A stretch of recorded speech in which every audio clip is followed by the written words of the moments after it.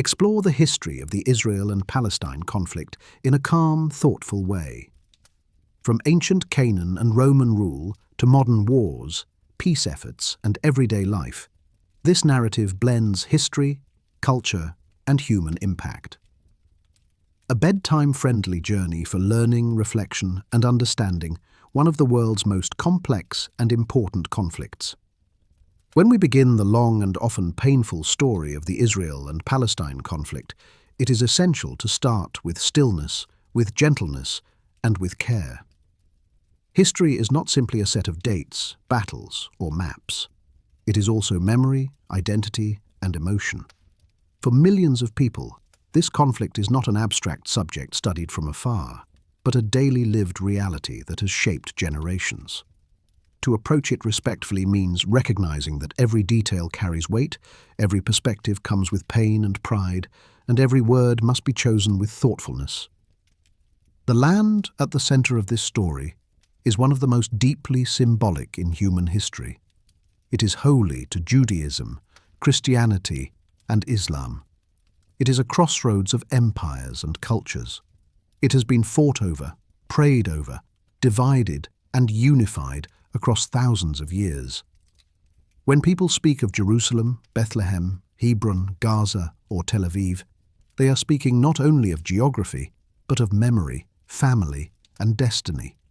The same streets, valleys, and hills can hold different meanings for different communities. To one person, a city may represent return, survival, and promise.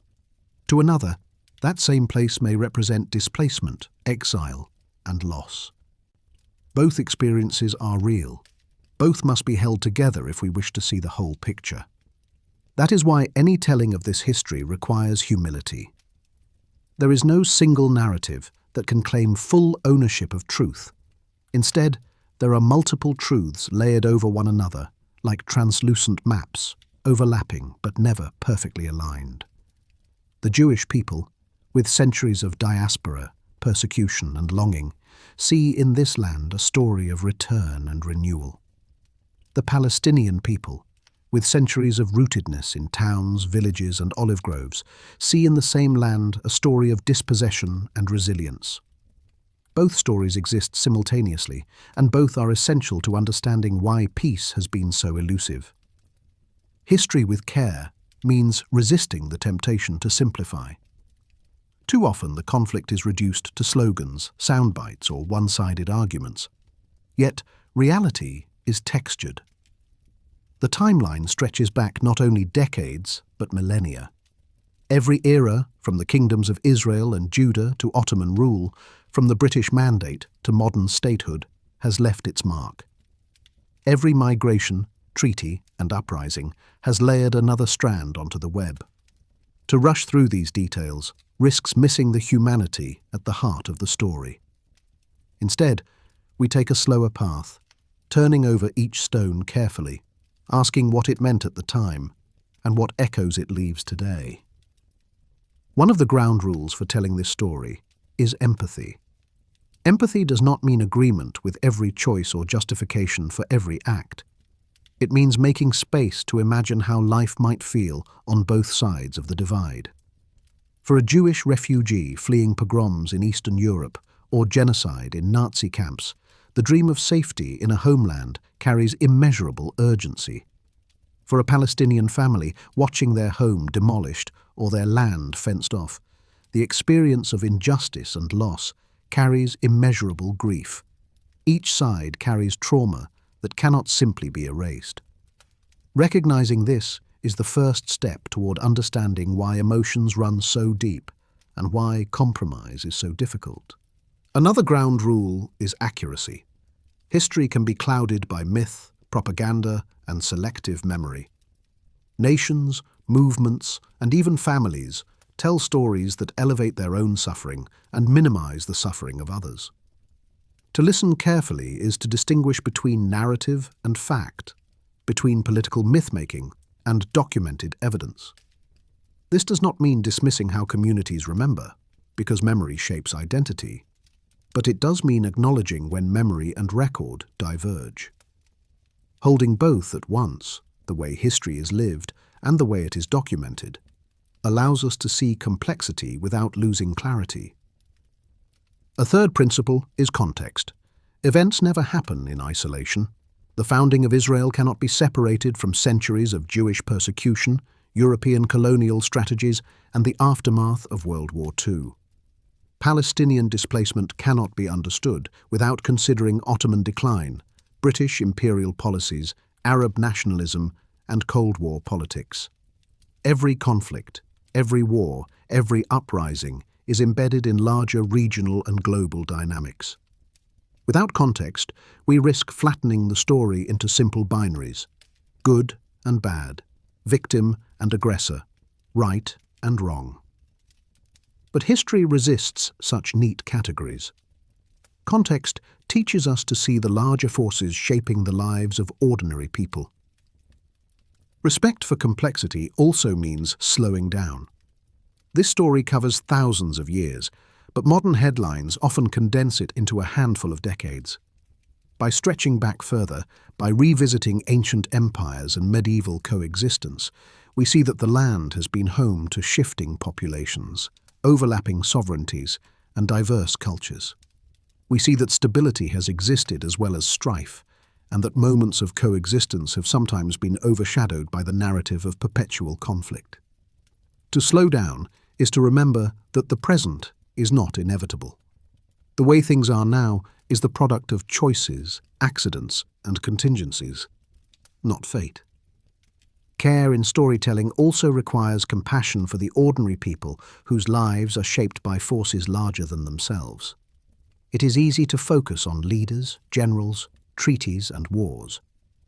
But the conflict is lived most acutely by families, farmers, shopkeepers, students, workers, whose daily routines are interrupted by checkpoints, sirens, or displacement.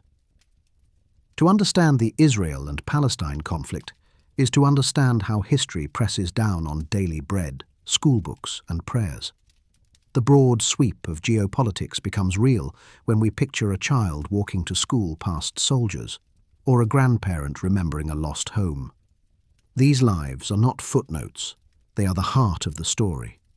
There is also a need to acknowledge language. Words are not neutral in this conflict. Each term, settlement, occupation, resistance, terrorism, security, carries heavy political weight. What one community calls a liberation struggle, another calls an attack. What one government describes as defense, another describes as oppression. To use language carelessly is to risk unintentionally aligning with one narrative over another. To use language thoughtfully is to remind ourselves that words carry history. Throughout this telling, the goal will be to use language that is clear, respectful, and aware of nuance. In telling this history, it is also important to remember the role of the international community. The Israel and Palestine conflict has never been solely local. Global powers, empires, superpowers, and international organizations have shaped its trajectory. From Britain's promises during World War I to the United Nations resolutions, from US diplomacy to Soviet alliances, outside actors have repeatedly influenced the land's fate. Understanding this wider web helps explain why local aspirations often collided with global strategy and why solutions have been elusive. Yet with all this complexity, care also means recognizing hope. Even in the darkest times of violence or mistrust, there have always been voices calling for peace, coexistence, and understanding. Jewish and Arab neighbors who once farmed together, intellectuals and poets who wrote across divides, activists who risked safety to bridge gaps, all remind us that conflict is not the only story. The future is not yet written, and history is not only tragedy, but also possibility. Hope is not naive. It is necessary. Without it, there is no reason to continue the search for peace. As we settle into this journey, let us remember that the Israel and Palestine conflict is not just a matter of ancient hatreds or eternal struggles. It is a modern political conflict shaped by decisions, circumstances, and histories that can be understood.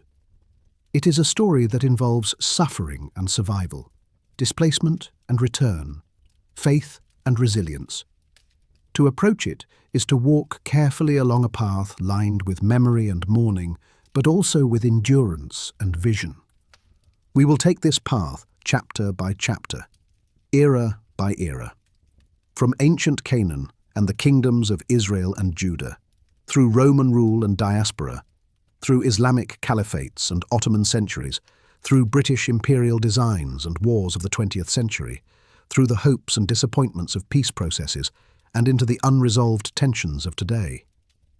At each stage, we will pause, breathe, and reflect. At each stage, we will ask not only what happened, but why it mattered and how it is remembered.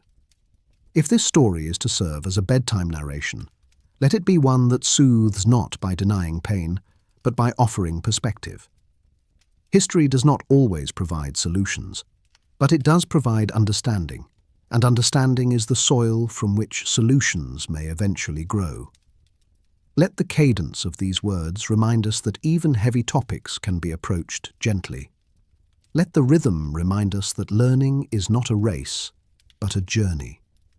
And let the heart of this narration remind us that behind every statistic, every boundary, and every conflict lies a human being with hopes, fears, and dreams. So here we begin, with care as our guide. The story ahead will not be simple. It will not offer quick answers, but it will offer a steady unfolding of history, with empathy for all sides, with respect for truth, and with hope that understanding the past can help light the way forward. To tell the history of Israel and Palestine is to step into one of the most complex narratives in human experience, but also one of the most deeply human. And it is only by approaching it with humility, respect, and patience that we can begin to see it whole. To understand the modern story of Israel and Palestine, we need to step back into the deep past, into the world of the ancient Near East, where small kingdoms, powerful empires, and enduring faith traditions first took root. The land we are speaking of was never an isolated corner of the earth. It was a crossroads. Between deserts and seas, between Egypt and Mesopotamia, between Africa and Asia, this strip of territory was touched again and again by migration, trade, war, and cultural exchange. Every era left its traces. Every people left their stories. And over time, those stories grew into the layered identities that remain so meaningful today. In the Bronze Age, long before there were borders drawn on maps or modern nation-states, the land known as Canaan was home to a patchwork of city-states. These were not vast kingdoms, but smaller centers of power, often ruled by local chieftains or kings who controlled farmland, trade routes, and fortified towns. Archaeological finds, pottery, tablets, inscriptions tell us of a land where farming mixed with herding, where trade linked coastal ports to inland valleys, and where people worshipped a variety of gods tied to fertility, weather, and the cycles of the earth. The name Canaan itself appears in Egyptian records, showing that the pharaohs of the New Kingdom considered this region both valuable and contested. For Egypt, it was a buffer zone against rivals further north. For the people living there, it was home, shaped by the rhythms of rain, harvest, and seasonal migrations. As centuries passed, new groups entered this land. Among them were tribes who would later form the foundation of ancient Israel. Their origins remain debated among historians and archaeologists. Some traditions describe them as coming from Mesopotamia. Others suggest they were local people who developed a distinctive identity. Whatever their beginnings, by the Iron Age, they were establishing themselves in the highlands of the region, forming tribal confederations that gradually became more centralized. These early Israelites carried with them stories of ancestors, of journeys, of covenants made with a single God. Those stories would become scripture, but at the time they were also identity markers, ways of distinguishing their community from the many peoples around them. By the 11th and 10th centuries BCE, the tribes of Israel united under kings. Saul, David, and Solomon are remembered as the first monarchs of a united kingdom, with Jerusalem chosen as a political and spiritual center. The reality of their reigns is debated in detail by scholars, but what matters for history is that this period established Jerusalem as more than just another hill town. It became the seat of kingship, and, with the building of the temple, the focal point of religious life.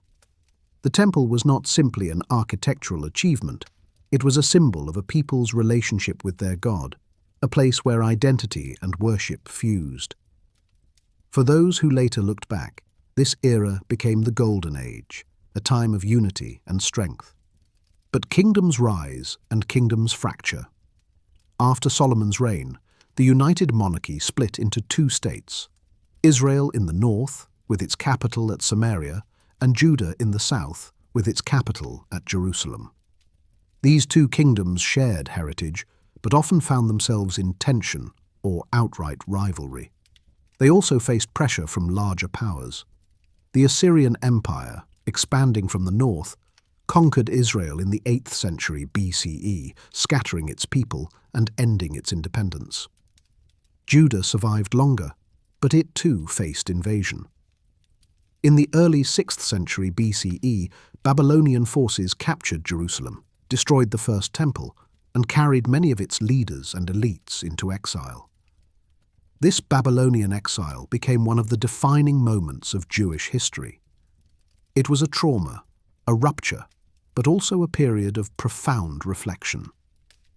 Out of exile came the strengthening of Scripture, the preservation of identity through ritual, and the deepening of faith that would sustain a people without a homeland. The exile, however, was not permanent. In 539 BCE, the Persian Empire under Cyrus the Great conquered Babylon. Unlike earlier conquerors, the Persians allowed exiled peoples, including the Jews, to return to their homelands and rebuild their temples. For Jerusalem, this meant restoration. The Second Temple was constructed, marking a renewal of worship and continuity with the past.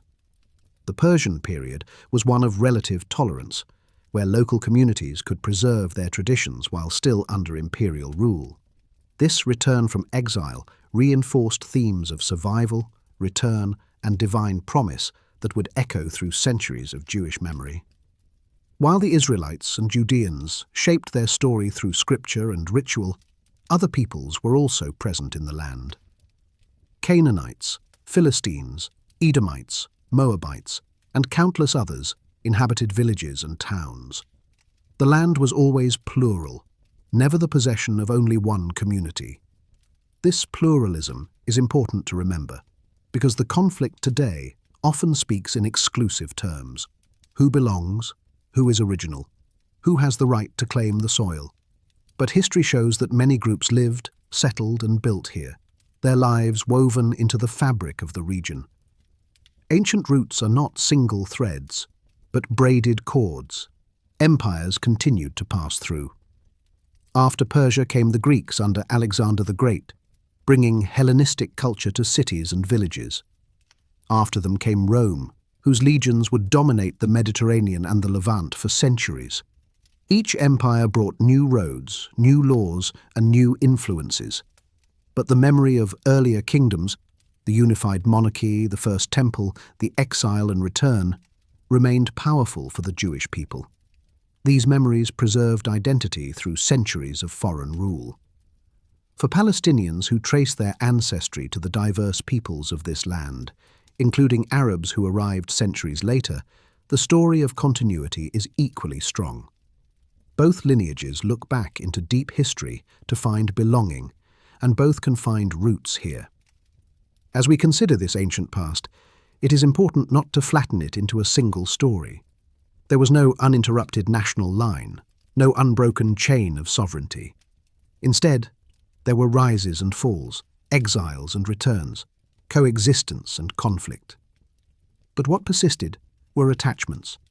Jerusalem, Samaria, Hebron, Gaza.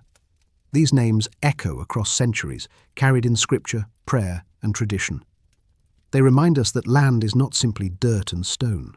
It is layered with memory, and memory shapes identity long after empires fall. The Bronze Age city-states remind us of local resilience. The kingdoms of Israel and Judah remind us of political ambition and religious devotion. The Babylonian exile reminds us of the fragility of sovereignty, but also of the power of cultural endurance. The Persian return reminds us that restoration, however partial, can renew hope.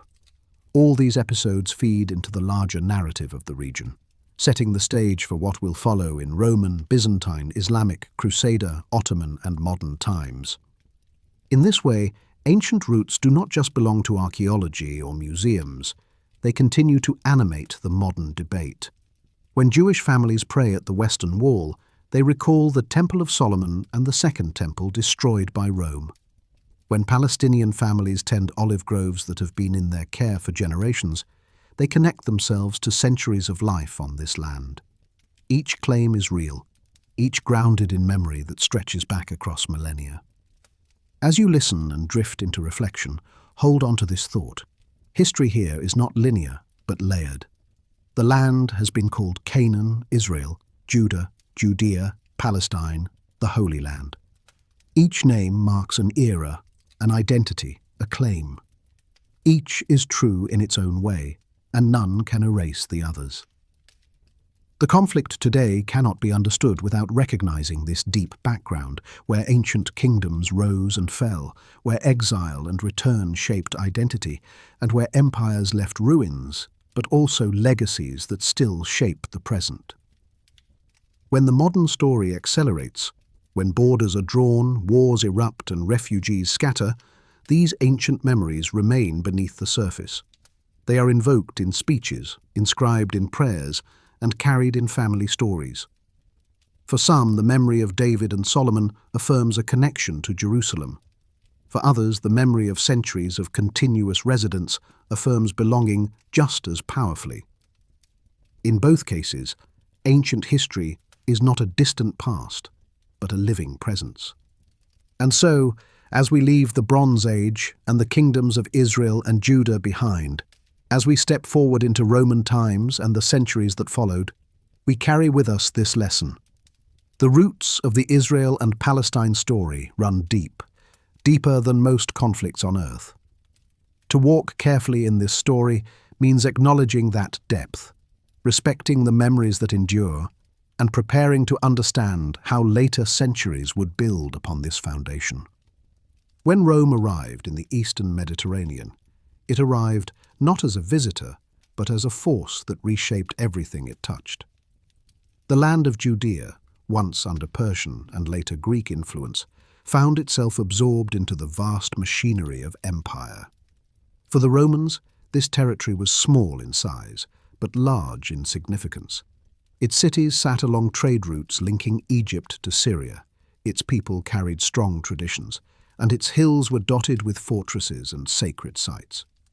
What Rome wanted above all was stability and loyalty.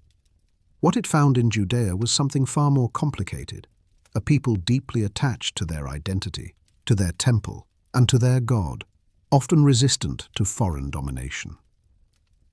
The Roman presence began in the 1st century BCE, when internal struggles among Jewish rulers invited intervention. By 63 BCE, the general Pompey had marched into Jerusalem, and Rome's influence became permanent. For a time, Judea remained a client kingdom under the Herodian dynasty, most famously under Herod the Great, who ruled with Rome's backing. Herod expanded the temple in Jerusalem into a monumental structure that astonished visitors with its grandeur. It was a statement of both devotion and legitimacy, a way of binding together religious tradition and royal power. Yet beneath the surface, resentment simmered. Taxes were heavy, Roman troops were present, and many Jews longed for self-rule free from imperial oversight. Tensions grew across the decades. Different Jewish groups responded in different ways. Some, like the Sadducees, cooperated with Rome and sought to preserve temple worship under the new order. Others, like the Pharisees, emphasized law, ritual, and community identity as a means of preserving distinctiveness in the face of foreign rule. Still others, including the Zealots, took up resistance, insisting that faith demanded liberation from Roman control. This spectrum of responses reveals a society grappling with how to balance survival, tradition, and resistance in an age of empire. The pressure finally erupted in the year 66 CE, when a full-scale revolt broke out against Roman authority. For 4 years, Judean rebels fought to reclaim their independence. At first, they tasted victory, expelling Roman garrisons and seizing control of Jerusalem. But Rome was relentless. The legions under Vespasian, and later his son Titus, returned with overwhelming force. In the year 70 CE, after a brutal siege, Jerusalem fell. The Second Temple, the heart of Jewish worship and identity, was destroyed. The sight of flames consuming its courts and stones became seared into collective memory. It was not only the loss of a building, but the loss of a center of life, of sacrifice, of pilgrimage. For Judaism, it marked a profound shift from temple-centered worship to the rabbinic tradition that emphasized scripture, study, and prayer. For Rome, it was a warning that rebellion carried devastating consequences. The destruction of the temple did not end Jewish resistance entirely. In the early 2nd century CE, another revolt, the Bar Kokhba uprising, sought to restore independence. For a time, rebels managed to establish control, but once again, Roman power crushed the rebellion. The consequences were even harsher. Entire towns were destroyed. Many Jews were killed or sold into slavery, and restrictions on Jewish life in Judea became severe. In Roman memory, this province became one of constant trouble. In Jewish memory, it became a symbol of endurance against impossible odds. It was during this period of Roman domination that the Jewish diaspora expanded dramatically. Jews had already lived in communities across the Mediterranean and Mesopotamia for centuries, but after the destruction of the temple and the crushing of revolts, dispersion deepened. Communities grew in Alexandria, Antioch, Rome, and Babylon. In these new settings, Jews adapted their traditions to life without a homeland. They built synagogues, studied Torah, and maintained rituals that connected them back to Jerusalem even when far away. This diaspora identity was both painful and resilient. It carried longing for return, but also created vibrant communities that would sustain Jewish life through centuries of exile. For the Romans, Jerusalem's role changed. The city was rebuilt as Aelia Capitolina, a Roman colony. Pagan temples rose where the Jewish temple had once stood. The province itself was renamed Syria Palestina, an effort by Rome to weaken Jewish ties to the land by erasing the name Judea. These changes reveal how empire sought to impose its own narrative upon conquered peoples. But memory and faith could not be erased so easily. Jews continued to pray toward Jerusalem, to speak of Zion, to hold the city as sacred even when access was barred. Out of this same landscape, another tradition began to take shape: Christianity. Emerging from within Jewish society, early followers of Jesus of Nazareth saw him as a teacher, healer, and ultimately as the Messiah. His teachings of compassion, justice, and love drew both followers and opposition. After his crucifixion under Roman authority, his followers proclaimed his resurrection and began to spread his message across the empire. At first, Christianity was a small sect within Judaism, gathering in synagogues and sharing scriptures. But over time, it developed its own identity, shaped by letters, gospels, and missionary journeys. Jerusalem played a vital role in this new faith as well. It was the site of Jesus' crucifixion and resurrection, the city where early believers gathered, and the stage for the first great council of Christian leaders. Yet, as Roman hostility toward Jewish uprisings increased, Christians, many of them Gentiles, found themselves charting a distinct path. The destruction of the temple confirmed for them that a new covenant was unfolding. As Christianity spread, especially through the work of apostles like Paul, it took root not only in Judea, but across the Greek-speaking world. The intersection of Judaism, diaspora identity, and the rise of Christianity created profound changes for the region. Judaism adapted into a religion centered on law, text, and community life, rather than temple sacrifices. Christianity emerged as a faith with universal claims, appealing to Jews and Gentiles alike, eventually growing into a religion that would one day reshape the empire itself. And the land that had been called Judea became, in Roman eyes, a province subdued. Yet, in spiritual memory, it remained a center of longing, prayer, and meaning. The story of the Roman period is not only one of conquest and destruction, but also one of transformation. Out of loss came reinvention. Out of exile came resilience. Out of crucifixion came a faith that spread across continents. Yet the human cost was immense. Families displaced, communities shattered, cities rebuilt in the image of conquerors. These were the lived realities. It is here we see how deeply politics and faith intertwine in this land. Rome's legions may have won battles, but the memory of the temple, the dream of return, and the hope of redemption remained alive. For modern readers seeking to understand the Israel and Palestine conflict, this Roman chapter matters profoundly. It explains why Jewish identity became bound to exile and longing, why Jerusalem became a symbol as much as a place, and why competing traditions, Jewish, Christian, and later Muslim, would all claim the city as their own. It also explains why memory of loss can be as powerful as memory of victory. The diaspora was not chosen, but it became enduring. The destruction of the temple was a tragedy, but it created the framework of Judaism that survives today.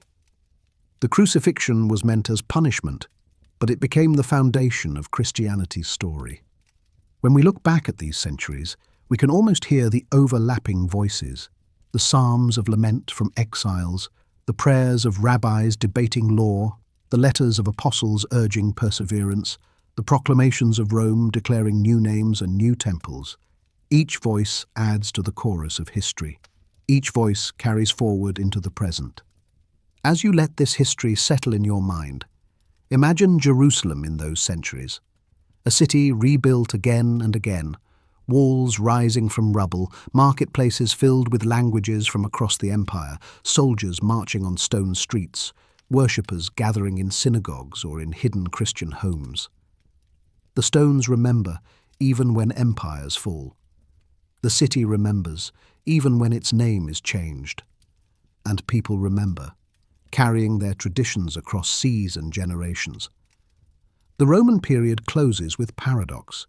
It is a story of loss and survival, of exile and renewal, of erasure and memory. It reminds us that history in this land is never static, never simple. It is layered, contested, and alive. The destruction of the Second Temple, the scattering of the Jewish people, the rise of Christianity, all set the stage for centuries of change that would follow. And all remind us that Jerusalem, even when conquered, never ceased to be a center of the world's imagination. When we leave the age of Rome and Byzantium behind, the story of this land turns toward a new faith rising in the Arabian Peninsula. In the 7th century, Islam emerged, carried first by the Prophet Muhammad and then by the communities who followed his teachings. Within decades of his death, armies, traders, and teachers spread Islam across the Middle East, North Africa, and beyond. For Jerusalem, this was a turning point, a city already sacred to Jews as the home of the temple, and to Christians as the site of Jesus' crucifixion and resurrection now became one of the holiest places in Islam as well. The three faiths that trace their roots back to Abraham all came to share this one small but luminous space. In Islamic tradition, Jerusalem is remembered as the place of the Prophet's night journey, when Muhammad is said to have been carried from Mecca to the farthest mosque, Al-Aqsa, and from there ascended to the heavens. This story gave the city its deep importance in the Muslim world. Soon after the first waves of Islamic expansion reached the Levant, Jerusalem was brought under Muslim control in 638 CE, during the caliphate of Umar ibn al-Khattab. Accounts describe the caliph entering the city respectfully, ensuring protection for its Christian population and establishing new places of worship. It was under the Umayyad dynasty that the Dome of the Rock and the Al-Aqsa Mosque were built, their golden and stone presence reshaping the skyline. These structures remain today as symbols not only of faith, but of the long arc of Islamic history in the city. Under the early caliphates, Jerusalem became a place where diversity endured, though not without tension. Christians continued to worship at the Church of the Holy Sepulchre. Jews were allowed once again to live in the city after centuries of restriction under Byzantine rule, and Muslims established their sacred precinct on the Haram al-Sharif, or Temple Mount. The rhythms of life included prayer calls, pilgrimages, and festivals from all three traditions. Taxation and laws varied, and at times non-Muslims faced limitations, but the broad framework of coexistence allowed multiple communities to call the city home. The centuries that followed saw the land pass through the hands of different Islamic dynasties: Umayyads, Abbasids, Fatimids, and later the Seljuks. Each left its mark through architecture, administration, and shifting balances of tolerance and control. Pilgrims from across the Muslim world traveled to Jerusalem, linking it to Mecca and Medina as part of a spiritual geography. Markets thrived with goods from Damascus, Cairo, and further afield. Scholars studied and taught, blending religious texts with philosophy, medicine, and science. Despite wars and upheavals, the city retained its position as a spiritual magnet and cultural hub. Then, in the 11th and 12th centuries, Jerusalem became the center of global drama once again. The Crusades brought armies from Europe, driven by a mix of piety, politics, and ambition.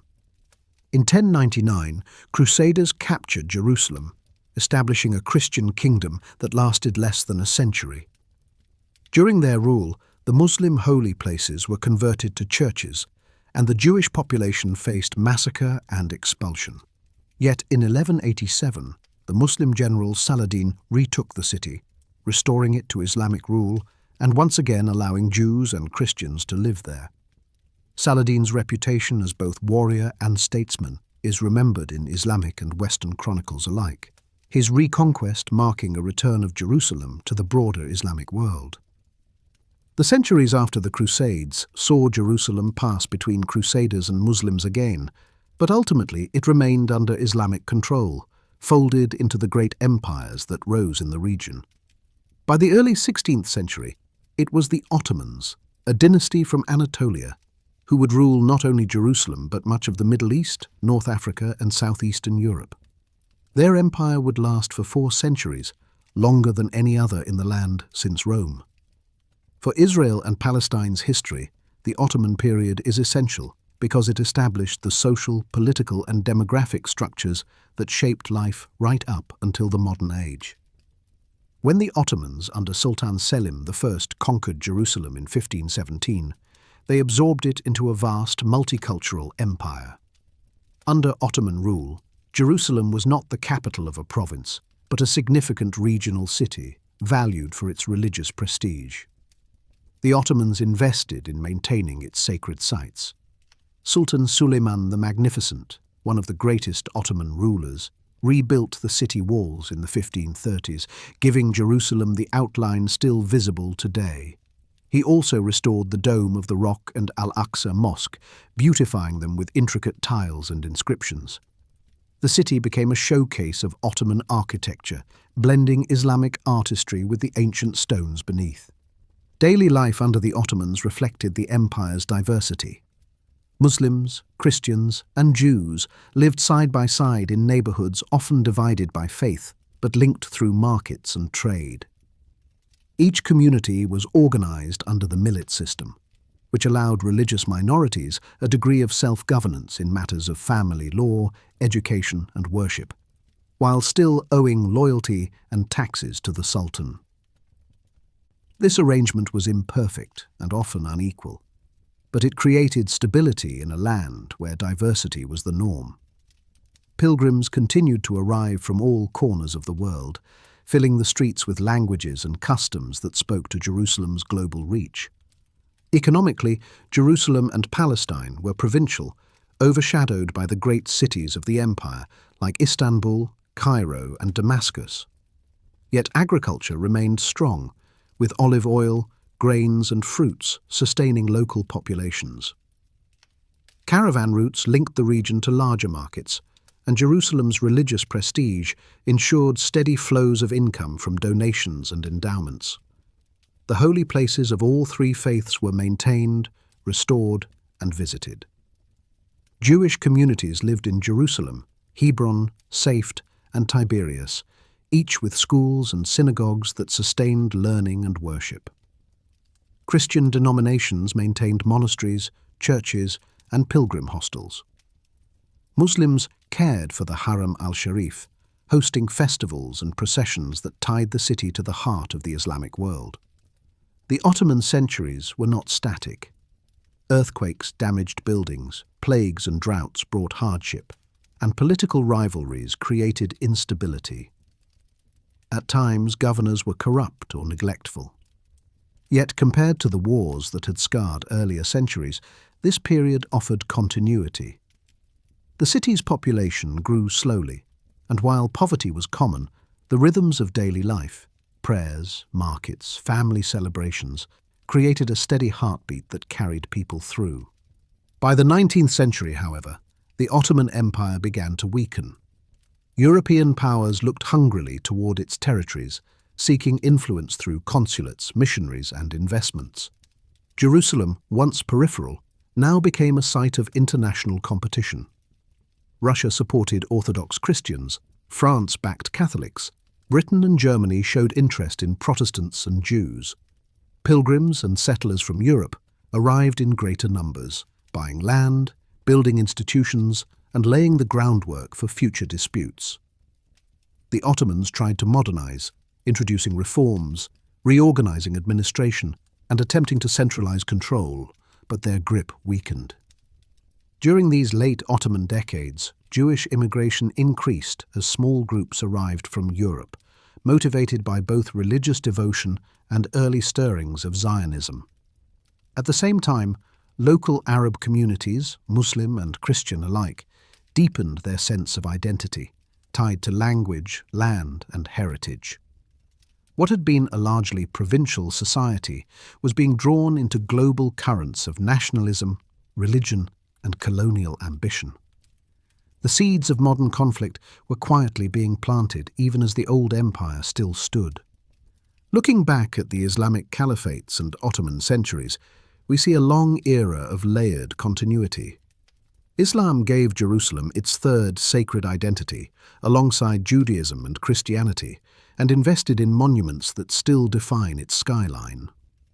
The Ottomans provided centuries of governance, imperfect but enduring, under which communities coexisted in a mosaic of faiths and traditions. These eras remind us that conflict was not constant, that coexistence was possible, and that diversity was a feature, not a flaw, of this land. For Jews in exile, these centuries were a time of longing expressed through prayer, but also a time when communities in Jerusalem quietly persisted, keeping a presence alive. For Christians, the holy places remained destinations of pilgrimage, sustained through monasteries and global networks of faith. For Muslims, Jerusalem stood as the third holiest site, a jewel of devotion tied to the Prophet's journey and to the grandeur of Islamic art and architecture. Together, these threads wove a tapestry that endured even as empires rose and fell. As the Ottoman Empire drew closer to its end in the early 20th century, the balance of life in Palestine was fragile.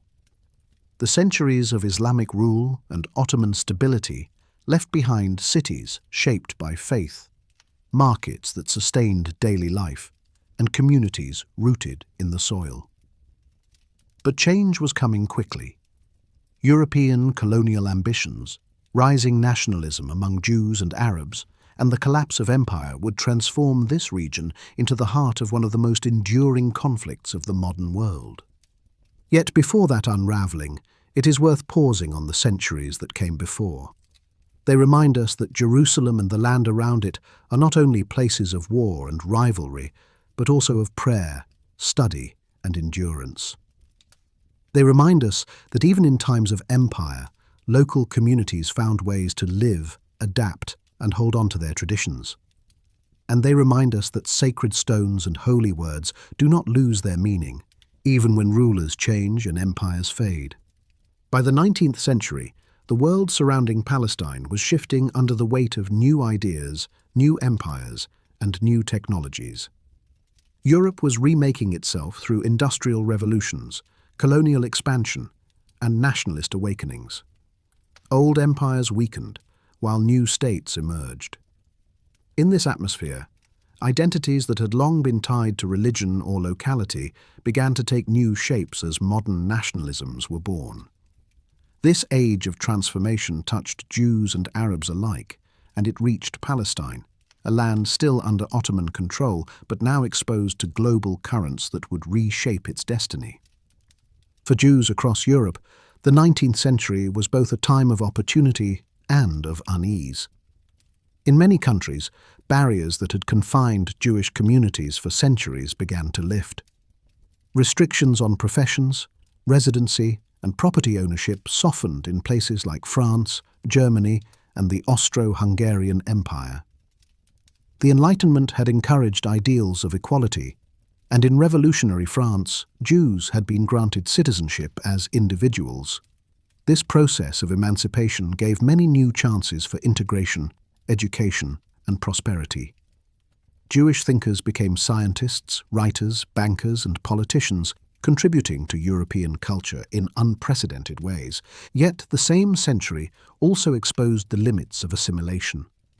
Anti-Semitism persisted, often shifting from religious prejudice into new forms rooted in racial theory and political suspicion. Pogroms in Eastern Europe, fueled by poverty, scapegoating, and state toleration, brought waves of violence against Jewish communities in Russia and Poland. Even in Western Europe, where rights were legally granted, social prejudice and conspiracy theories about Jewish power spread. The contradiction of the 19th century was that Jews were more visible and successful in public life than ever, and yet just as vulnerable to old hatred dressed in modern clothing. This tension gave rise to two broad responses. Some Jews embraced assimilation, convinced that education, loyalty, and secularism would earn them acceptance. Others, disillusioned, began to imagine a different solution, a national revival in a land of their own. Out of this dream came the stirrings of Zionism. Before the term was formalized, there were Jewish writers, philosophers, and rabbis who looked toward Palestine not only as a spiritual home to be prayed for, but as a real homeland to be returned to. The Hebrew language was revived as more than liturgy. It became a spoken tongue again in schools and literature. Zionism emerged as both a cultural movement and a political project, inspired by the nationalist currents sweeping Europe at the time. At the same time, Arab identity was also undergoing transformation. For centuries, people in the Middle East had thought of themselves in terms of family, tribe, village, or religion. Under the Ottomans, loyalty often flowed toward local notables or the empire itself. But as the 19th century advanced, new ideas of Arab nationalism began to emerge. Intellectuals in cities like Beirut, Damascus, and Cairo wrote about shared language, history, and destiny. The decline of Ottoman power and the encroachment of European influence stirred a sense of needing to define and defend Arab identity. For the people of Palestine, this meant an increasing awareness that their land, language, and culture were not just local, but part of a larger Arab heritage worth protecting. The Ottoman Empire, still sovereign over Palestine, tried to adapt. It introduced reforms known as the Tanzimat in the mid-19th century, aiming to modernize administration, centralize power, and grant more equal status to subjects regardless of religion. New laws allowed land registration, new schools were founded, and railways stretched into territories that had long been rural and disconnected. Jerusalem's population began to grow, its neighborhoods expanding beyond the old walls. Consulates from European powers opened in the city, each representing not only diplomatic interests but also religious denominations. France supported Catholic institutions, Russia backed the Orthodox, Britain had Anglican missions, and Germany promoted Protestant churches. The city became a microcosm of international rivalry, with each empire sponsoring buildings, hospitals, and schools as symbols of influence. In this context, Jewish migration to Palestine began to take new forms. For centuries, small Jewish communities had lived in Jerusalem, Hebron, Saft, and Tiberias. These were often deeply religious groups, sustained by donations from Jewish communities abroad and devoted to study and prayer. But in the late 19th century, a new wave arrived. Motivated partly by persecution in Eastern Europe and partly by the ideals of Zionism, these migrants came not only to pray, but to build. They established agricultural settlements, known as moshavot, funded by philanthropists such as Baron Edmund de Rothschild. These settlements experimented with farming, Hebrew revival, and communal living, laying the foundations for the future kibbutz movement. The first Aliyah, as historians call this wave of migration beginning in the 1880s, brought thousands of Jews primarily from Russia and Romania. Life in Palestine was harsh. Diseases and poverty were constant threats, and relations with local Arab villagers were complex, ranging from cooperation to conflict. But the presence of these new settlers marked a change. Palestine was no longer only a place of pilgrimage for Jews, it was becoming a site of practical nation-building. Land was purchased legally through Ottoman channels, though often this meant local peasants were displaced when absentee landlords sold estates. Tensions between settlers and locals simmered, sometimes erupting into clashes, as both sides began to sense that something larger was unfolding. Arab communities in Palestine, meanwhile, were not passive observers. They saw the influx of European Jews not as a mere addition to their diverse land, but as a potential challenge to their livelihoods and future. While some welcomed the jobs and markets created by new settlements, others worried about displacement and cultural change. By the end of the century, Arab intellectuals and community leaders began to write about the need to defend the land from foreign encroachment. Newspapers and societies spread ideas of Arab identity and pride, planting the seeds of Palestinian nationalism. European colonialism formed the backdrop of all these developments. Britain, France, and Russia competed for influence over Ottoman lands. The construction of the Suez Canal in 1869 made the region strategically vital, turning Palestine into a corridor for empire.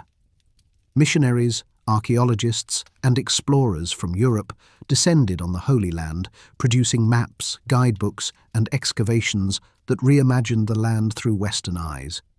Tourism increased, and Christian pilgrims arrived in greater numbers, aided by steamships and railroads. All of this heightened the visibility of Palestine far beyond its borders, making it a symbolic prize in global rivalries. Within Jewish communities abroad, the debate over Zionism sharpened. Not all Jews embraced the idea of returning to Palestine. Some feared it would undermine their struggle for equal rights in Europe, suggesting that Jews were not truly part of their adopted homelands. Others believed that only divine intervention, not human effort, could restore Jews to Zion. But among those who did embrace it, the movement gathered strength. In 1897, Theodor Herzl convened the first Zionist Congress in Basel, Switzerland, declaring that the Jewish people sought to establish a home in Palestine secured by public law. Herzl himself had been radicalized by anti-Semitism in Europe, especially the Dreyfus Affair in France, which exposed how fragile emancipation truly was. His vision combined political lobbying, fundraising, and practical settlement. For Arabs in Palestine, this declaration was heard with alarm. Though small in numbers at first, Zionist settlers represented an organized, well-funded project that aimed not only at residence but at sovereignty. Local leaders began to articulate Palestinian identity more explicitly, linking it to the wider Arab awakening. They saw themselves as part of a shared Arab nation, under threat from both European colonialism and Jewish nationalism. Meetings, petitions, and early demonstrations signaled the beginnings of political consciousness. By the end of the 19th century, Palestine was no longer a quiet Ottoman province, but a stage where global and local ambitions collided. Jerusalem itself reflected this tension.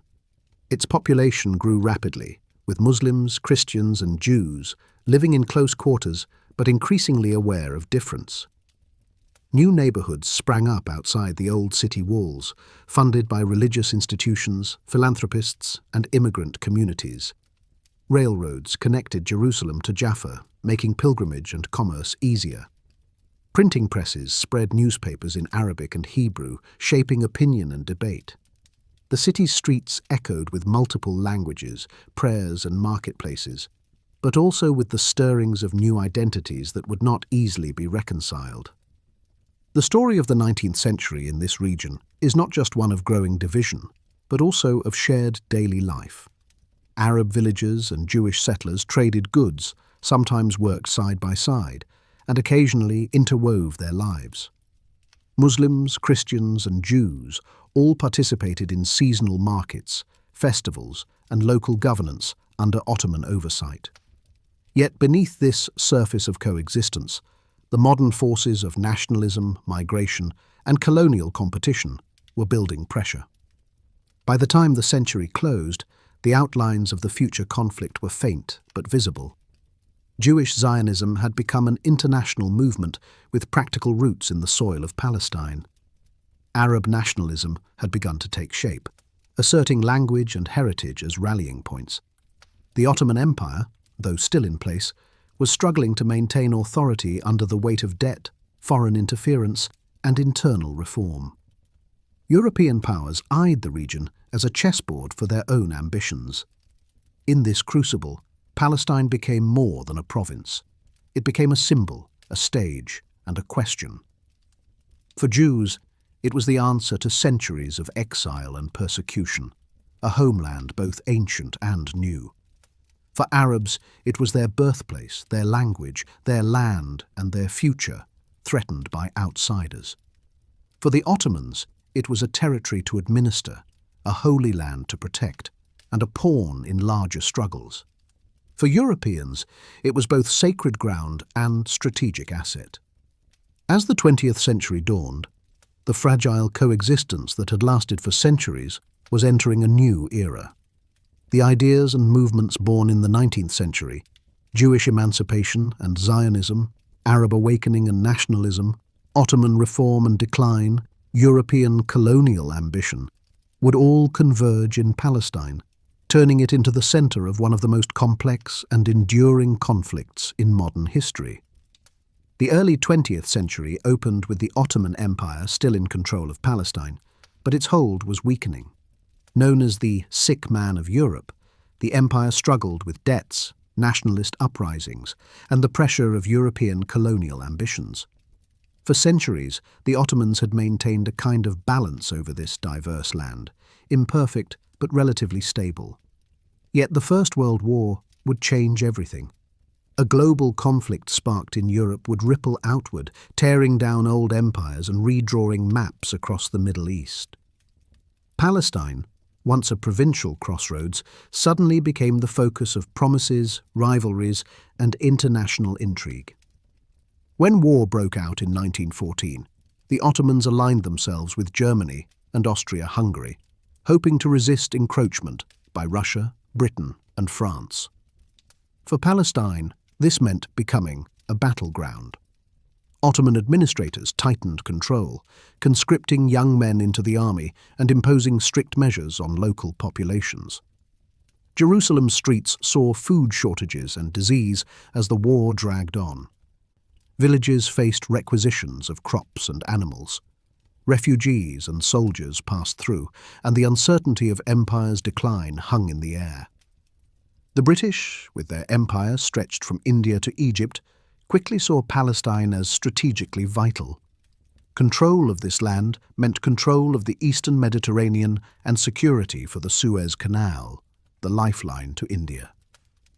British forces advanced from Egypt into Sinai, then into Palestine. After harsh desert campaigns, General Edmund Allenby captured Jerusalem in December 1917. His entrance into the city was staged with caution. He dismounted his horse and entered on foot, a symbolic gesture of respect for a city sacred to Jews, Christians, and Muslims alike. For the first time in centuries, Jerusalem was no longer under Islamic or Ottoman authority, but under the British Army. Yet even before the war was decided, Britain had made promises that would define the region's future and its conflicts. In 1915 to 1916, British officials corresponded with Sharif Hussein of Mecca, promising Arab independence if he led a revolt against the Ottomans. Hussein and his sons, including Faisal, did indeed lead the Arab revolt, aided by figures like T.E. Lawrence, later known as Lawrence of Arabia. Arab fighters harassed Ottoman supply lines, capturing towns and raising hopes of a new Arab state stretching across the Middle East. The letters exchanged with the British seemed clear to many Arabs. Their loyalty and sacrifice would be rewarded with sovereignty. At the same time, Britain was negotiating secretly with France in what became the Sykes-Picot Agreement of 1916. This pact carved up Ottoman lands into zones of influence. France would take Syria and Lebanon, Britain would secure Iraq and Palestine, and international arrangements would cover other regions. This agreement contradicted the promises made to Hussein, laying the groundwork for Arab disappointment and anger once the truth emerged. Then came another pivotal document, the Balfour Declaration of November 1917. In this short letter, British Foreign Secretary Arthur Balfour declared that His Majesty's government viewed with favour the establishment in Palestine of a national home for the Jewish people, while also stating that nothing should prejudice the civil and religious rights of existing non-Jewish communities. To Zionists, this was a breakthrough. For the first time, a major power had endorsed Jewish aspirations for a homeland. For Arabs in Palestine, however, it was shocking. They constituted the overwhelming majority of the population. Yet Britain had issued a declaration that seemed to promise their land to another people. These overlapping promises, Arab independence, Jewish homeland, and European spheres of influence, were never reconciled. Instead, they laid the foundation for decades of mistrust and conflict. After the war, when the Ottoman Empire was defeated and dismantled, the contradictions became visible. At the Paris Peace Conference of 1919, Arab representatives, including Faisal, pleaded for independence. Zionist leaders, including Chaim Weizmann, lobbied for international recognition of the Balfour Declaration. The victors of the war, Britain and France, divided the Middle East according to their agreements, not the wishes of its inhabitants. The League of Nations, the new international body formed to ensure peace, granted Britain the mandate to govern Palestine in 1920. The mandate system was supposed to prepare territories for self-rule, but in practice, it extended colonial control. For Britain, Palestine was not only a strategic asset, but also a burden. It was caught between promises to Jews and Arabs, between international diplomacy and local unrest. The text of the mandate included the Balfour Declaration, enshrining support for a Jewish national home, but also stressed the rights of non-Jewish communities. This balancing act satisfied no one completely. On the ground, life in Palestine changed rapidly. British administration brought new laws, roads, and railways. Jerusalem became the seat of the Mandate government, with British officials and police stationed across the land. Jewish immigration increased, supported by Zionist organizations and protected by British policy. Settlers established new towns, farms, and institutions. Hebrew schools expanded, newspapers flourished, and the foundations of a future state began to form. For Arabs, however, the sense of betrayal deepened. Many had expected independence after fighting against the Ottomans, but instead found themselves under British control, facing increasing numbers of Jewish immigrants. Leaders petitioned Britain and the League of Nations, arguing that the Balfour Declaration violated their rights. Demonstrations broke out, sometimes turning violent, as communities clashed over land, resources, and political promises. The 1920s were marked by growing tensions. The Nabi Musa riots of 1920, the Jaffa riots of 1921, and other outbreaks revealed how fragile coexistence had become.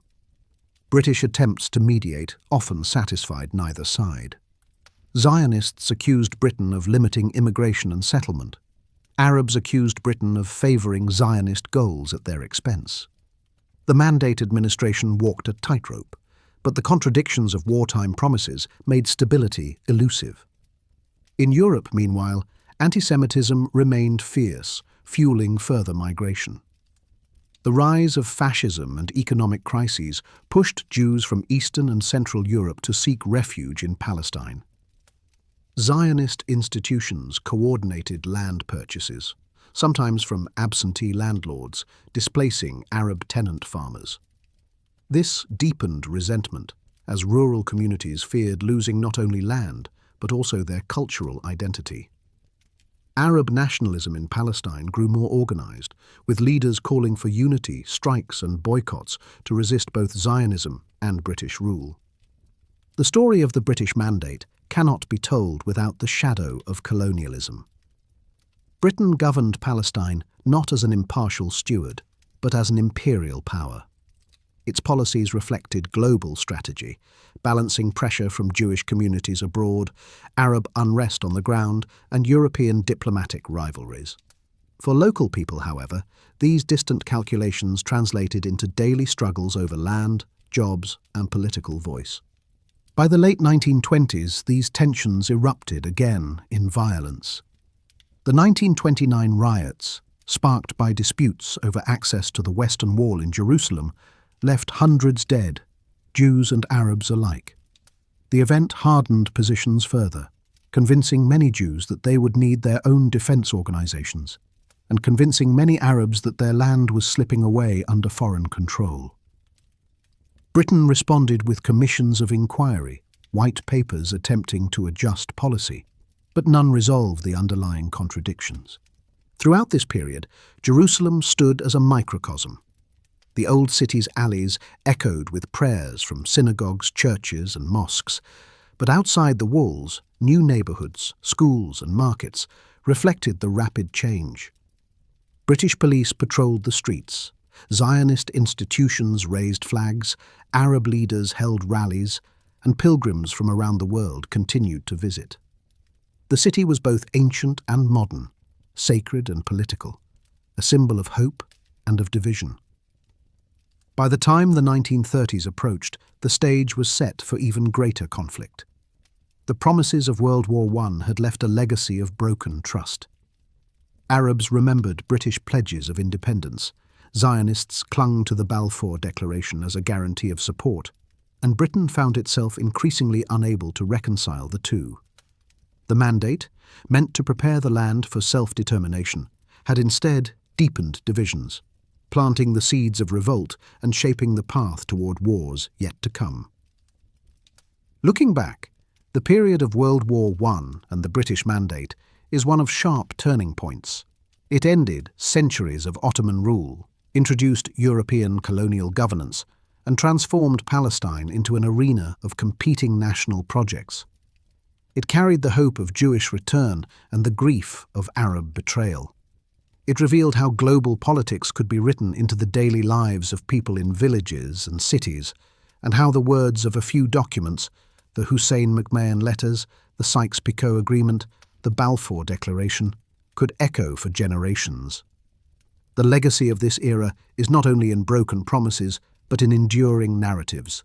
For Jews, the Mandate years were the beginning of building a homeland, brick by brick, under international recognition. For Arabs, they were the beginning of dispossession, the denial of independence, and the struggle to defend their rights. For Britain, it was a story of empire stretched too far, caught in contradictions it could not resolve. For the world, it was the beginning of a conflict that still resonates today. And so, in the years after World War I, the land between the river and the sea was no longer a quiet corner of empire. It was a crucible of nationalism, faith, and colonial ambition, where promises collided and futures were contested.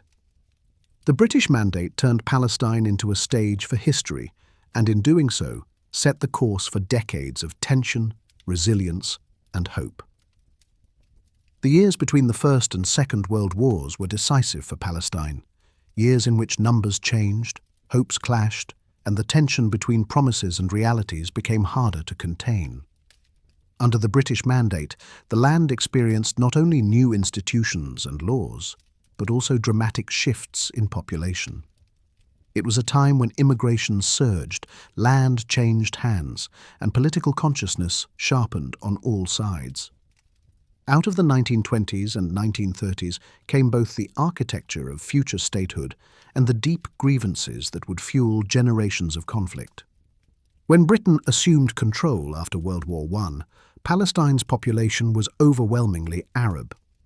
Muslims formed the majority, Christians represented significant communities, and Jews made up a small minority, most of them descendants of long-settled families in Jerusalem, Hebron, Saft, and Tiberias.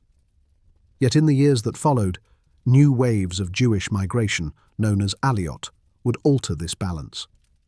These migrants were not only fleeing persecution, but were also inspired by the Zionist project of building a national home, as endorsed in the Balfour Declaration and enshrined in the League of Nations mandate. The early 1920s brought what historians call the Third Aliyah. Many of these immigrants came from Eastern Europe, particularly Poland and Russia, scarred by pogroms, revolution, and civil war.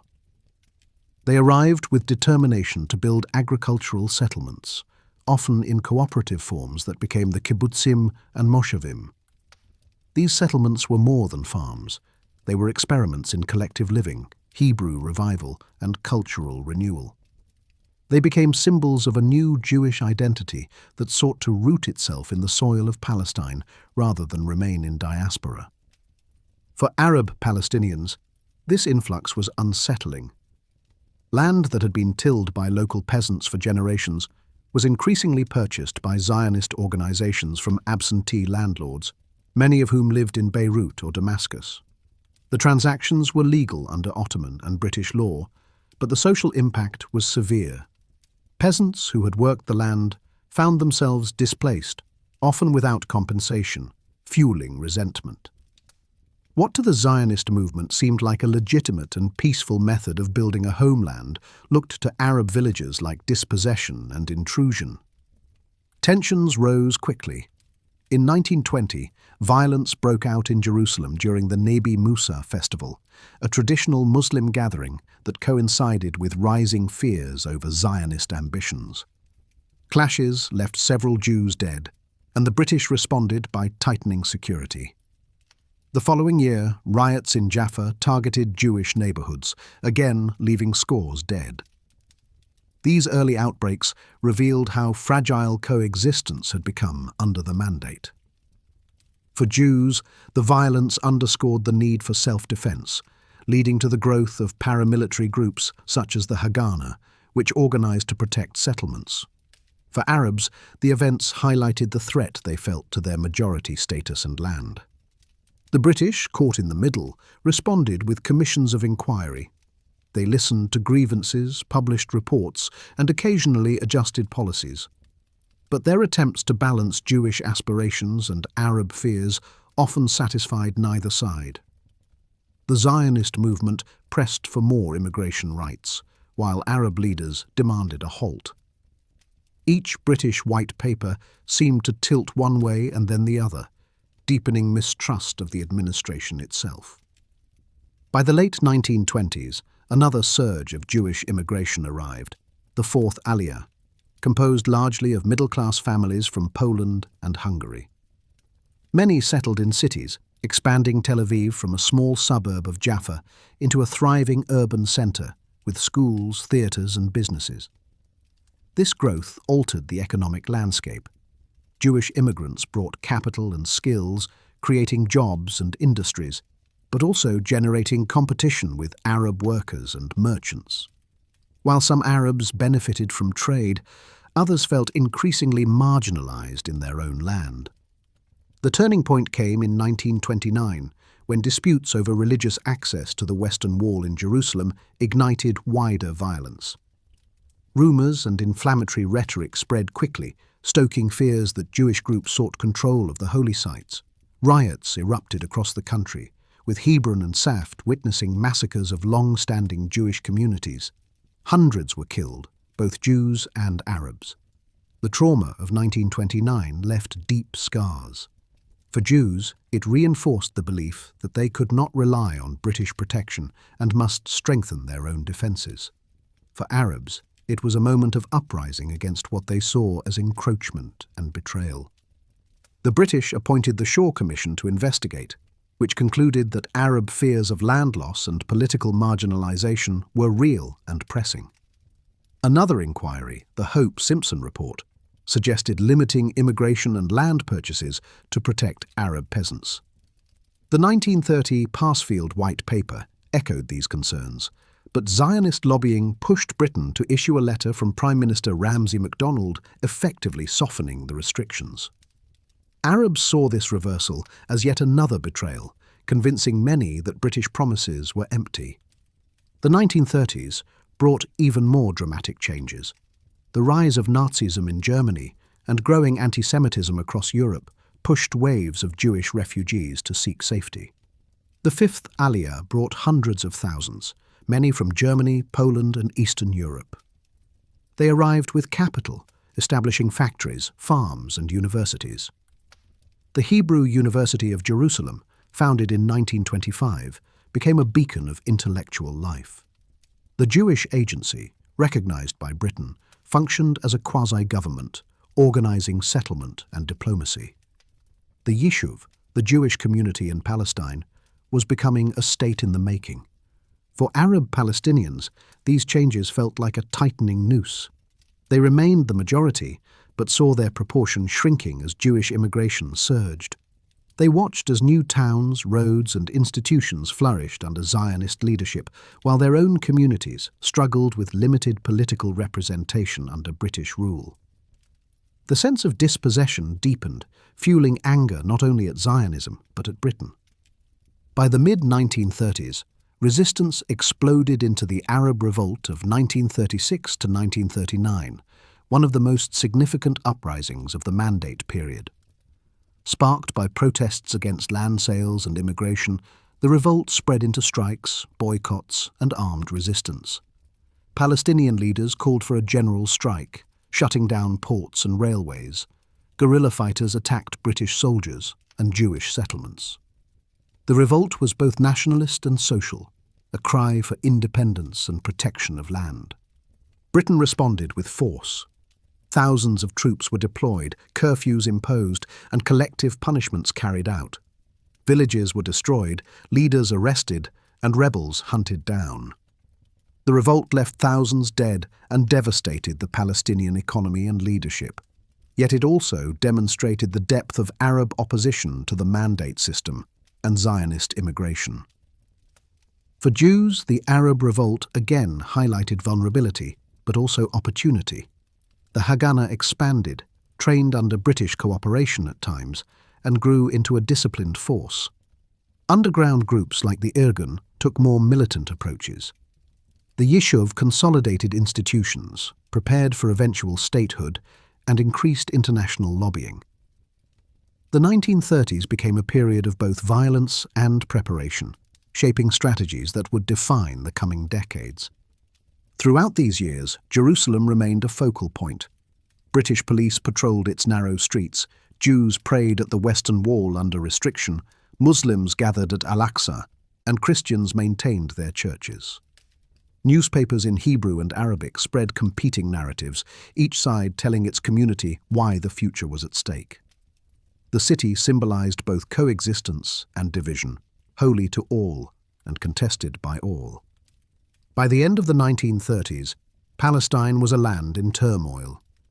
The Arab revolt had been crushed militarily, but left behind bitterness and weakened leadership. The Jewish community had grown stronger, more organized, and more determined. Britain, exhausted by the uprising and facing the looming Second World War, issued the 1939 White Paper, limiting Jewish immigration to 75,000 over 5 years and promising eventual independence for a unified Palestine. To Arabs, this was a partial victory, though it came after devastating losses.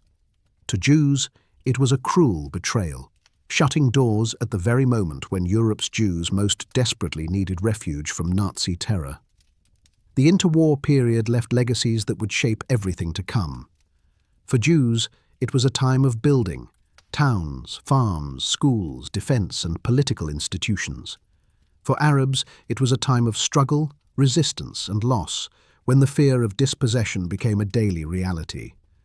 For Britain, it was a story of promises made and broken, of an imperial power trapped between irreconcilable claims. Numbers tell part of the story. By 1939, Jews made up about 1/3 of Palestine's population, up from less than 1/10 at the start of the Mandate.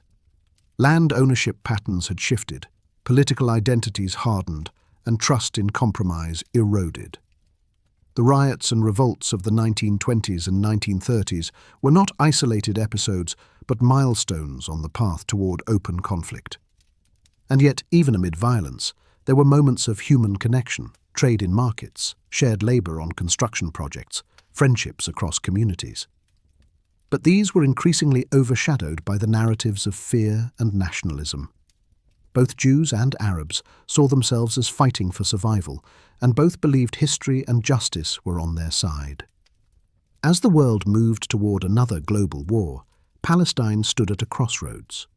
The Jewish community was building the foundations of statehood, but desperate for immigration as persecution worsened in Europe. The Arab community was fragmented after the revolt, but determined to resist further dispossession. The British were weary, torn between conflicting promises and the demands of global strategy. The years between the wars were not just a prelude, but a crucible, shaping the identities, institutions, and grievances that still echo in the present. When the world plunged into war in 1939, Palestine was once again caught in the middle of forces larger than itself. The Second World War would devastate entire continents, end empires, and leave tens of millions dead. For the Jewish people, it brought the unfathomable horror of the Holocaust. For Palestinians, both Arab and Jewish, the war years intensified pressures already set in motion during the interwar period. Britain, still the mandatory power, found itself fighting for survival abroad while struggling to govern a land simmering with unrest. Out of the chaos of global war emerged not only a deeper tragedy, but also a renewed debate about whether the Jewish people should have a state of their own. At the start of the war, Britain's 1939 White Paper set the policy. This document had capped Jewish immigration to Palestine at 75,000 over 5 years and promised eventual independence of Palestine under majority Arab rule. For Arab leaders, who had fought bitterly in the revolt of 1936 to 1939, the White Paper was seen as a concession, though many still doubted Britain's sincerity. For Jews, it was received as a devastating betrayal. As anti-Semitic violence escalated in Europe, the British were closing the gates of the very land that had been promised as a national home. When Hitler invaded Poland in September 1939, Jewish communities across Europe came under direct threat. At first, restrictions, ghettoization, and persecution spread. Then came the machinery of extermination. By 1941, the Nazis had begun their final solution, systematically murdering Jews in camps, mass shootings, and gas chambers. 6 million Jews perished, families, villages, entire cultures erased. It was not only the largest genocide in modern history, but also a trauma that shook the conscience of the world. For Jews who survived, escape routes were few. Immigration quotas in the United States were restrictive, Latin American options limited, and neighboring countries closed their doors. Palestine remained one of the only destinations where organized networks could try to bring people. Yet British restrictions made this perilous. Refugee ships were turned away. Detainees were sent to camps in Cyprus, and patrols intercepted boats on the Mediterranean. Stories of these desperate voyages filled the Jewish press and galvanized Zionist leaders. They argued that if a state had already existed, millions might have been saved. Inside Palestine, the Jewish community, the Yishuv, faced a complex choice. Britain was restricting immigration, but the Nazis were the greater threat. David Ben-Gurion, head of the Jewish Agency, famously declared, "We shall fight the war as if there is no white paper, and fight the white paper as if there is no war." Jews in Palestine joined the British Army, forming units that fought in North Africa, Europe, and the Middle East. Others focused on clandestine efforts to bring in refugees, known as Aliyah Bet. Both paths reflected a single goal: survival and the determination to secure a future homeland. For Arabs in Palestine, the war years were equally complex. Many opposed Zionism and feared that continued immigration, legal or illegal, would turn them into a minority in their own land. Some Arab leaders hoped the Axis powers might weaken Britain and halt Zionist growth. Others sided with Britain out of pragmatism or opposition to fascism. The Palestinian national movement, however, had been weakened by the crushing of the Arab revolt, with many leaders exiled, imprisoned, or scattered. The most notable Arab figure of the era, Hajj Amin al-Husseini, the Grand Mufti of Jerusalem, fled British pursuit and eventually collaborated with Nazi Germany. From Berlin, he broadcast propaganda and sought Axis support for Arab independence. His actions would later be used by Zionist leaders as proof of Palestinian hostility and alignment with the enemies of the Jewish people. Yet on the ground, ordinary Palestinians endured wartime shortages, military recruitment, and economic upheaval, their daily lives shaped more by survival than ideology. For Britain, Palestine became a headache within the larger war effort. The land was strategically vital. Its ports, railways, and airfields linked the Mediterranean to the Middle East. British forces fortified positions, recruited soldiers, and cracked down on dissent. But every decision, whether to allow more Jewish refugees, to tighten immigration enforcement, or to negotiate with Arab notables, was fraught with political consequences. With the empire stretched thin, Palestine was a small but volatile piece of a global struggle. The Holocaust transformed the moral and political dimensions of the conflict. As news of extermination camps spread after 1942, international sympathy for Jewish suffering grew. American newspapers carried stories of mass killings, though often buried in back pages. After the war, when Allied troops liberated camps like Auschwitz and Bergen-Belsen, the images of emaciated survivors and mass graves shocked the world. The reality of genocide could no longer be ignored. The phrase "never again" became not just a slogan, but a demand for protection, safety, and dignity for the Jewish people. Zionist leaders seized this moment to argue their case. They stressed that Jewish homelessness was not a metaphor, but a literal crisis. Statelessness had left millions vulnerable to extermination. Only a sovereign state could guarantee survival. They lobbied in Washington, London, and at the newly formed United Nations, pointing to the Holocaust as proof that a Jewish homeland was not optional but necessary. Palestinian Arabs, meanwhile, watched these developments with a mix of sorrow, fear, and resistance. Many sympathized with the suffering of Jews in Europe, but they also feared that the tragedy would be used to justify mass immigration into their land. They argued that one people's suffering should not be solved at the expense of another's. As the war ended, and displaced persons camps in Europe filled with survivors, Palestinians braced for what they saw as an inevitable wave of new arrivals. Illegal immigration to Palestine surged after 1945. Ships crowded with Holocaust survivors attempted to reach the coast. Some made it through, others were intercepted. The most famous case came in 1947 with the ship Exodus 1947. Packed with over 4,500 Jewish refugees, the ship was stopped by the British Navy. Passengers were forcibly returned to Europe, sparking international outrage. Images of Jewish survivors, once imprisoned by Nazis, now being blocked and turned back by British soldiers, galvanized global sympathy for the Zionist cause. Within Palestine, tensions between the Jewish underground and the British intensified. Groups like the Haganah, Irgun and Lehi carried out sabotage, bombings and assassinations, targeting British military and administrative infrastructure.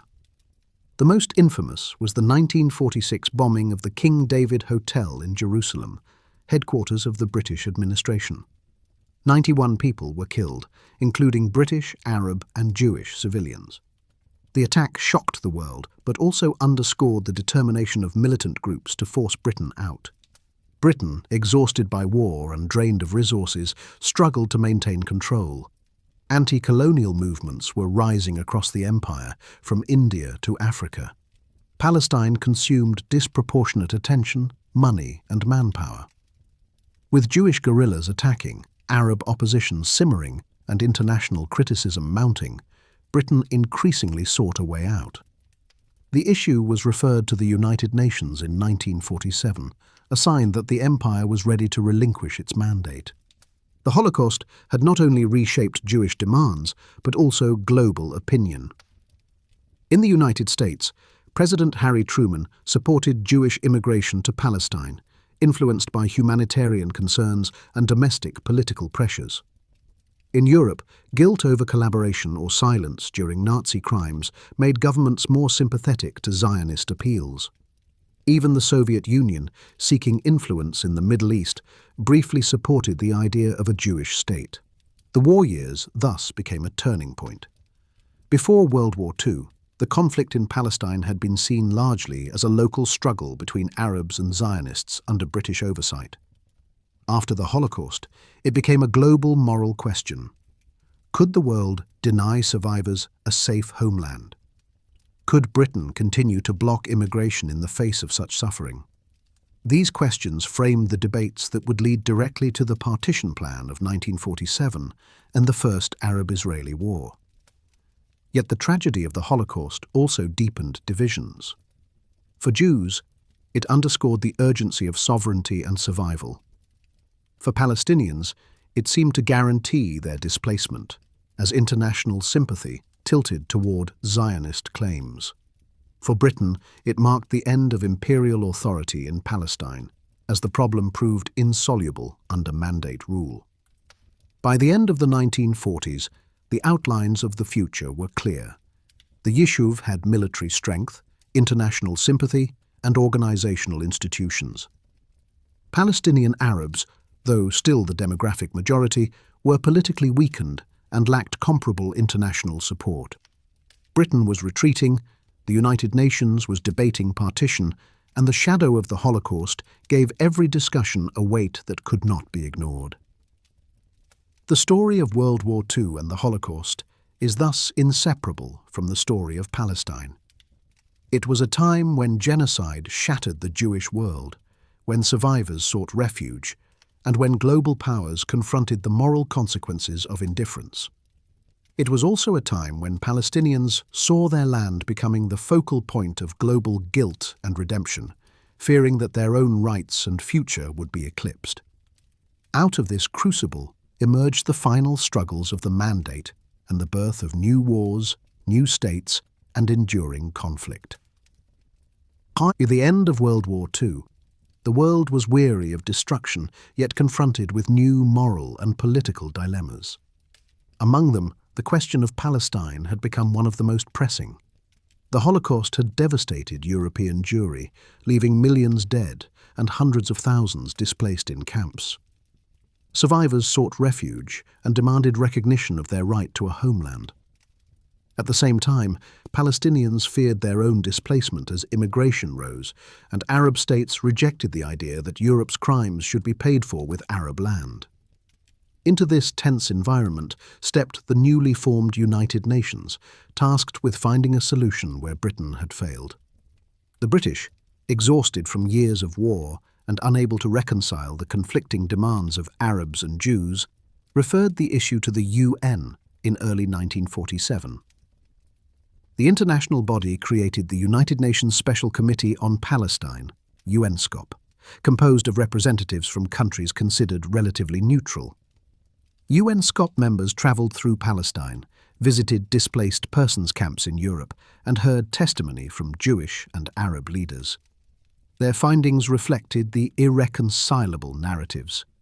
Jews spoke of centuries of persecution, the horror of the Holocaust, and the urgent need for a sovereign state.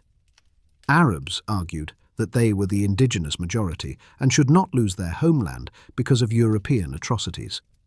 In August 1947, UNSCOP issued its recommendation: partition Palestine into two states, one Jewish and one Arab, with Jerusalem placed under international administration due to its religious significance.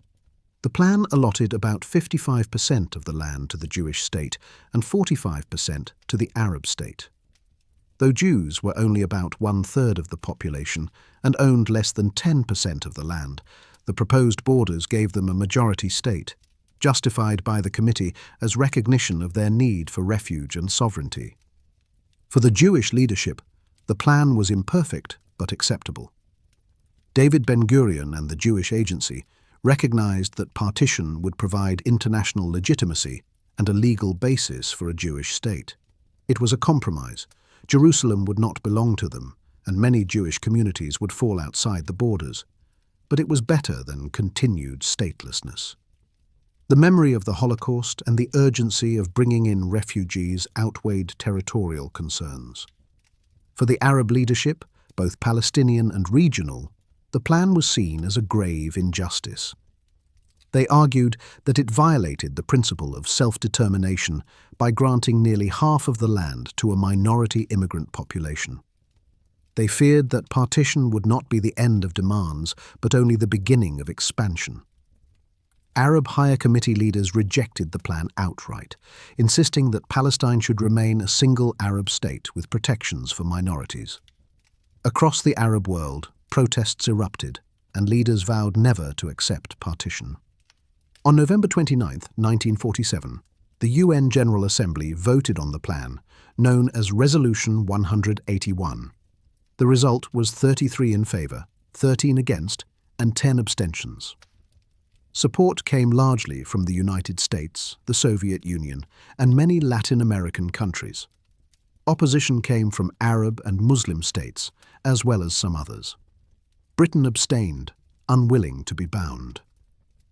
When the vote was announced, Jewish communities celebrated in the streets, waving flags and dancing. For them, it was the first concrete recognition of their right to a state. For Arabs, it was a day of mourning, seen as the theft of their homeland sanctioned by international powers. Violence broke out almost immediately. What began as riots and skirmishes escalated into civil war between Jewish and Arab communities within Palestine. Arab militias attacked Jewish neighborhoods, roads, and convoys. Jewish defense groups like the Haganah organized counterattacks and began securing supply lines. The Irgun and Lehi, more militant groups, carried out bombings and retaliatory strikes. Cities like Jerusalem, Jaffa, and Haifa became battlegrounds, with civilians often caught in the middle. One of the darkest episodes came in April 1948, with the attack on the Arab village of Deir Yassin by Irgun and Lehi fighters. More than 100 villagers were killed, including women and children. The event shocked the world and spread fear throughout the Arab population, leading many to flee. For Jews, it was controversial, condemned by the Jewish Agency but celebrated by extremists as a military victory. For Arabs, it became a symbol of terror and dispossession. As the fighting spread, the refugee crisis began. Many Palestinian Arabs left their homes, fleeing violence, intimidation, or fear of massacres. Some were expelled by Jewish forces seeking to secure territory. while others left temporarily expecting to return after the fighting. By the end of the war, more than 700,000 Palestinians had become refugees, their villages abandoned or destroyed. This mass displacement, remembered as the Nakba or catastrophe, remains one of the central traumas of Palestinian identity. Jewish communities also faced their own peril.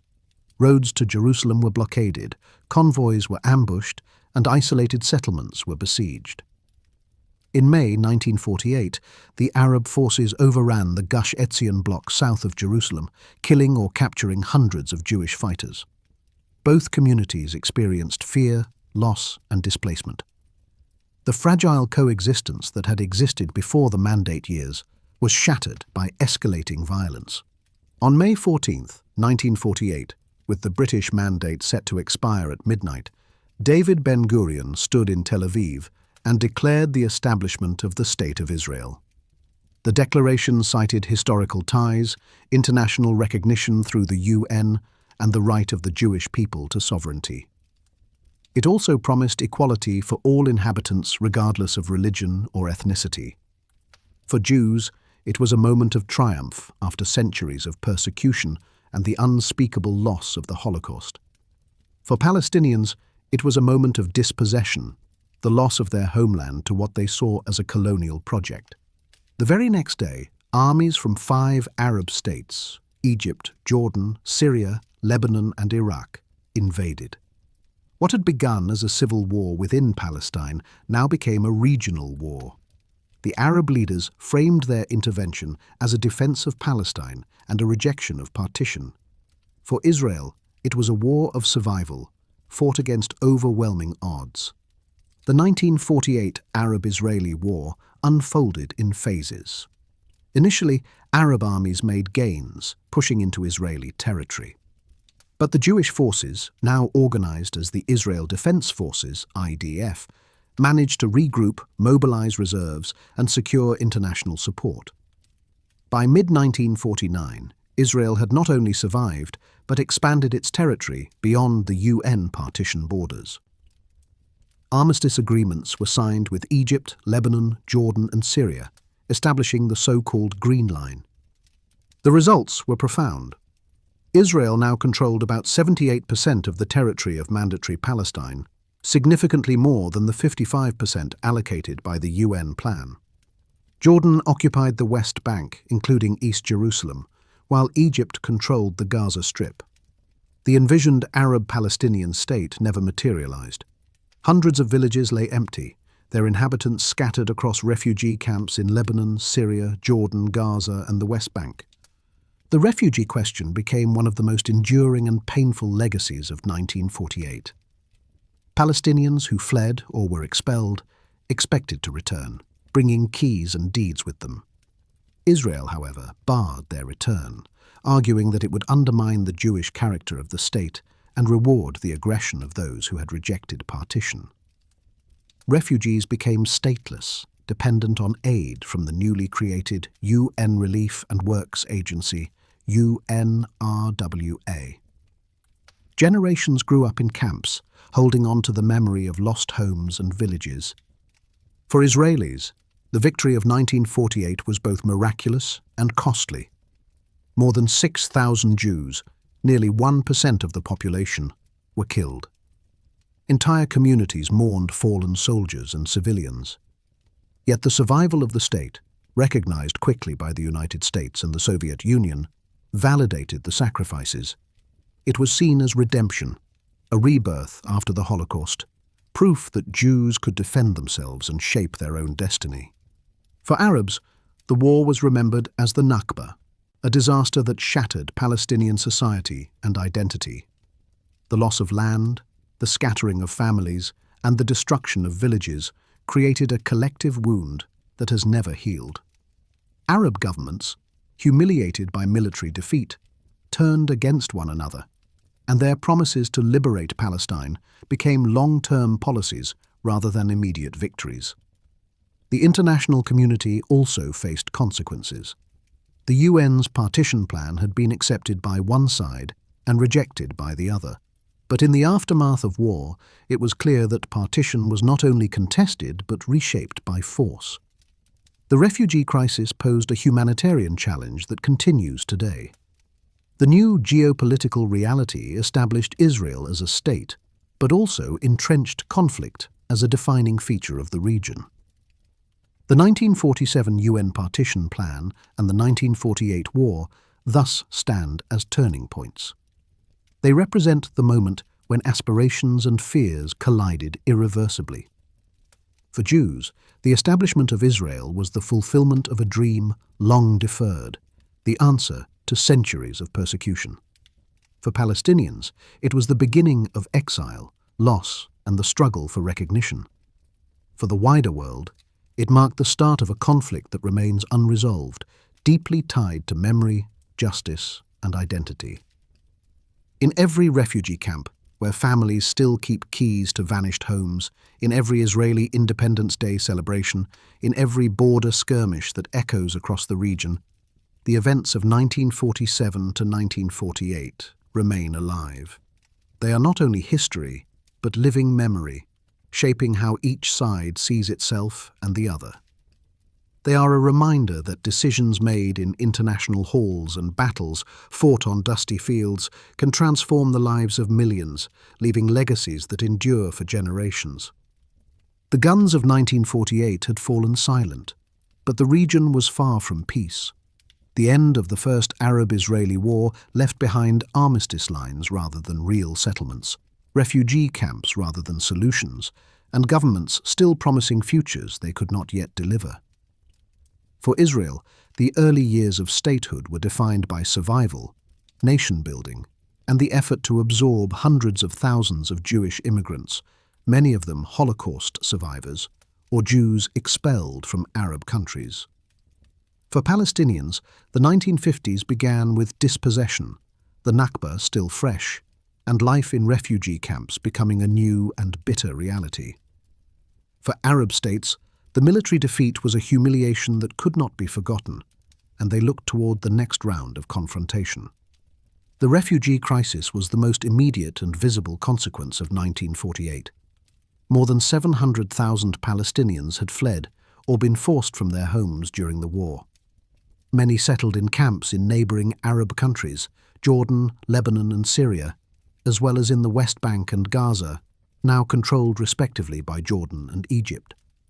The camps were intended as temporary shelters, tents stretched across barren land, but they soon hardened into semi-permanent settlements. The United Nations created UNRWA, the Relief and Works Agency, to provide food, education, and basic health care. Over time, generations of Palestinians grew up in these camps, stateless, dependent on aid, and clinging to memories of lost villages. The trauma of exile became central to Palestinian identity. Meanwhile, inside Israel, life was shaped by the challenges of state building. Nearly 700,000 Jews had survived the war within the new state, and soon waves of immigrants arrived. Holocaust survivors trickled in from displaced persons camps in Europe. At the same time, Jews across the Arab world faced new hostility. Pogroms and expulsions drove communities from Iraq, Yemen, Egypt, Morocco, and beyond. Israel launched airlifts and organized migrations, doubling its population within a few short years.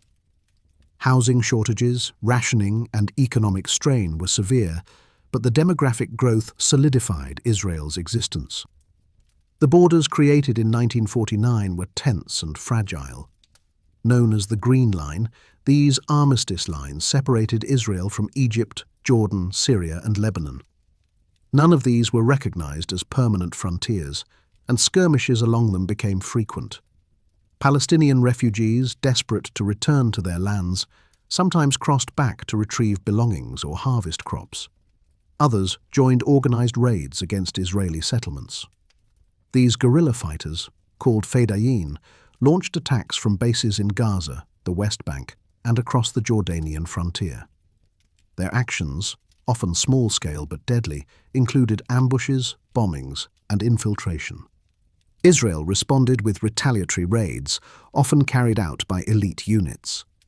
These reprisals were designed not only to punish Fedayeen, but also to deter Arab governments from allowing incursions. The raids grew increasingly severe, sometimes hitting villages suspected of harboring militants. The cycle of raids and counter-raids created an atmosphere of constant insecurity. Israeli citizens feared attacks in border towns and rural settlements. Palestinians in camps and border areas feared Israeli reprisals, which could be devastating. The tensions escalated against a backdrop of shifting Arab politics. In Egypt, the monarchy was overthrown in 1952 by the Free Officers movement led by Gamal Abdel Nasser. Charismatic and ambitious, Nasser sought to modernize Egypt, assert Arab independence from Western influence, and champion the Palestinian cause.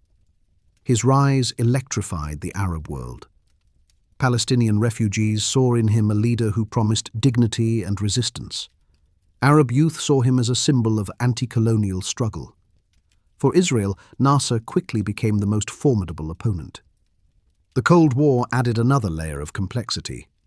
The United States and the Soviet Union both sought influence in the Middle East, supplying arms and aid to their chosen partners. Nasser courted the Soviets, receiving weapons through Czechoslovakia in 1955, which alarmed Israel.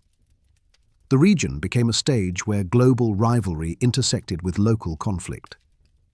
The first major confrontation of this new era came with the Suez Crisis in 1956. The roots of the crisis lay in Nasser's nationalization of the Suez Canal, previously controlled by British and French companies.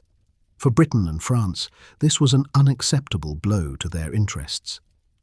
For Israel, Nasser's growing power, his support for Fedayeen raids, and his blockade of Israeli shipping through the Straits of Tiran made confrontation increasingly likely.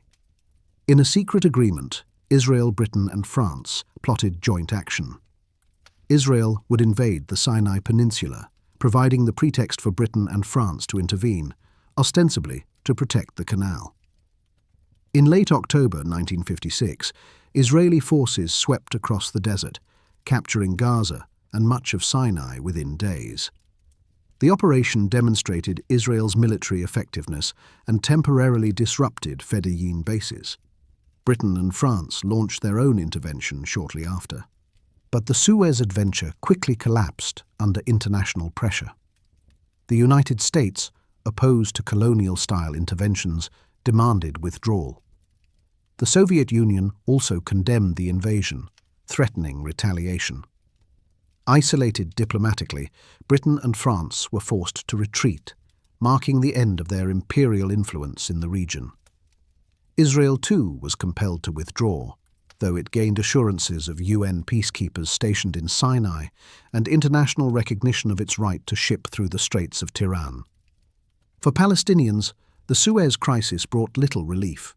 Refugee camps remained underfunded and overcrowded. Fedayeen raids continued, encouraged by Egypt but constrained by shifting international dynamics. The crisis did, however, elevate Nasser as the unrivaled champion of Arab nationalism. His defiance of Western powers, even in the face of military setback, made him a hero across the Arab world. In the following decade, the conflict settled into a tense rhythm of border skirmishes, political rhetoric, and military preparations. Along the Syrian border, disputes over water resources and the demilitarized zones created flashpoints. In the West Bank, under Jordanian rule, Palestinians remained frustrated by limited autonomy and the absence of progress toward liberation. In Gaza, under Egyptian control, poverty and resentment deepened. The dream of returning home did not fade. It grew more urgent. Inside Israel, military doctrine developed around the principle of deterrence. Leaders believed that only swift and overwhelming retaliation could prevent Arab attacks. This mindset hardened through the 1950s and 1960s, shaping Israel's security strategy for decades. At the same time, the state invested in agriculture, industry, and infrastructure, building a society even as it braced for new wars. By the mid-1960s, the Palestinian national movement began to reassert itself independently of Arab governments. In 1964, the Palestine Liberation Organization, PLO, was established, with backing from the Arab League. Though initially under Egyptian influence, the PLO represented a symbolic step toward Palestinian self-determination. Guerrilla groups such as Fatah, led by Yasser Arafat, began operations against Israel, signaling a shift toward Palestinians themselves taking leadership of their struggle rather than relying solely on Arab armies. Meanwhile, regional dynamics moved steadily toward confrontation. In 1967, tensions reached their peak. Syrian-Israeli clashes intensified, Egypt expelled UN peacekeepers from Sinai, and Arab leaders declared their readiness for battle. Blockades were renewed at the Straits of Tiran, choking Israeli shipping. For Israel, these actions were seen as existential threats. For Arab states, they were necessary shows of strength after years of frustration. The Six-Day War in June 1967 was the climax of 2 decades of simmering conflict. Israel, fearing encirclement, launched a preemptive strike against Egypt, Syria, and Jordan. In less than a week, Israeli forces captured the Sinai Peninsula, Gaza Strip, West Bank, East Jerusalem, and the Golan Heights. The territorial map of the conflict was redrawn dramatically. For Jews, the capture of Jerusalem and the Western Wall was a moment of historic triumph. For Palestinians, it was another catastrophe. Now millions more came under Israeli occupation, joining those already displaced in 1948. The 1950s and 1960s were therefore not a lull, but a bridge between wars.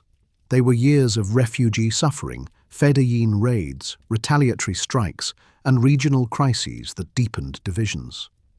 They were also years when Arab nationalism rose and fell, when Israel consolidated its survival but remained surrounded by hostility, and when Palestinians began to reorganize for a struggle that would outlast both battles and borders.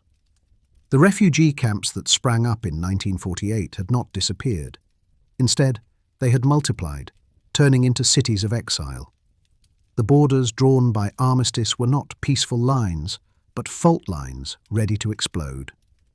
The Suez Crisis had revealed the fragility of outside powers in the region, leaving the conflict to the states and peoples most directly involved. And the build-up to the Six-Day War showed that every skirmish, every blockade, and every raid carried within it the seeds of larger wars to come. The legacy of this period is still visible. The stories of camps in Gaza, Jericho, and Lebanon are stories that began in these years. The doctrine of preemptive war, the use of border raids as political tools, the rise of the PLO, all trace their roots to the 1950s and 1960s. In many ways, these decades hardened the conflict into what it remains today. Not only a dispute over land, but a clash of narratives, identities, and unhealed wounds. By the summer of 1967, the Middle East stood on the edge of another explosion. The fragile calm established after the Suez Crisis a decade earlier was breaking down, and years of border clashes, refugee despair, and nationalist rhetoric were reaching a boiling point. Arab states promised liberation of Palestine. Israel warned of existential threat. Palestinians in refugee camps waited for the day they could return home, while Israelis feared annihilation if war came. Into this tense atmosphere, events unfolded that would change the map of the region, the daily lives of millions, and the trajectory of the Israel-Palestine conflict for generations. The immediate sparks of the crisis came from a mix of regional rivalries and unresolved disputes. Along the Syrian-Israeli border, skirmishes over demilitarized zones and water rights escalated through the mid-1960s. Palestinian guerrilla groups, newly organized under the Palestine Liberation Organization, and movements like Fatah, launched raids into Israel from Jordan, Syria, and Lebanon. These Fedayeen attacks, often met with severe Israeli reprisals, created a cycle of violence that eroded the already fragile armistice lines. In Egypt, President Gamal Abdel Nasser, the champion of Arab nationalism, felt pressure to act in defense of Palestinians and against Israel, especially as rival Arab states accused him of not doing enough. In May 1967, the crisis accelerated dramatically. Egypt demanded the withdrawal of United Nations peacekeepers who had been stationed in the Sinai since 1956, and UN forces quickly complied. Egyptian troops then moved into Sinai, massing near the Israeli border. On May 22nd, Nasser announced the closure of the Straits of Tiran to Israeli shipping, cutting off access to the Red Sea and trade routes to Asia.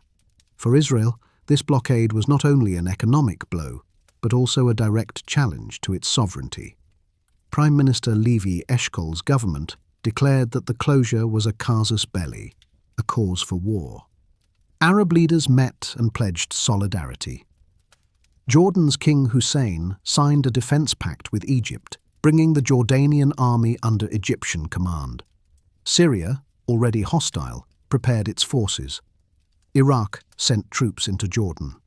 Across the Arab world, state radio broadcasts spoke of unity and the coming battle. Crowds marched in the streets, convinced that victory was near. For Israelis, these developments were terrifying. The young state, still only 19 years old, felt surrounded on all sides by armies declaring their intent to destroy it. On June 5, 1967, Israel launched a preemptive strike. In the early morning hours, Israeli jets flew low across the Mediterranean to avoid radar and then struck Egyptian airfields. Within hours, the Egyptian Air Force was virtually destroyed on the ground. Syrian and Jordanian air forces were also quickly targeted. By eliminating enemy air power, Israel gained dominance of the skies, a decisive advantage that would shape the course of the war. On the ground, Israeli forces advanced rapidly. In the south, the Israeli army swept across the Sinai Peninsula, encircling Egyptian divisions and driving them back toward the Suez Canal. In the east, battles with Jordanian forces unfolded in the West Bank. Heavy fighting erupted in East Jerusalem, where Israeli paratroopers moved through narrow streets toward the Old City. By June 7th, Israeli troops had captured the Western Wall and Temple Mount, seizing East Jerusalem from Jordan. For Jews worldwide, the moment was electric, the return to the holiest site of Jewish prayer after centuries of exile. For Palestinians, it marked the loss of their political, cultural, and religious center. In the north, Israeli forces turned against Syria. After days of artillery exchanges, Israeli units stormed the Golan Heights, a strategic plateau overlooking northern Israel.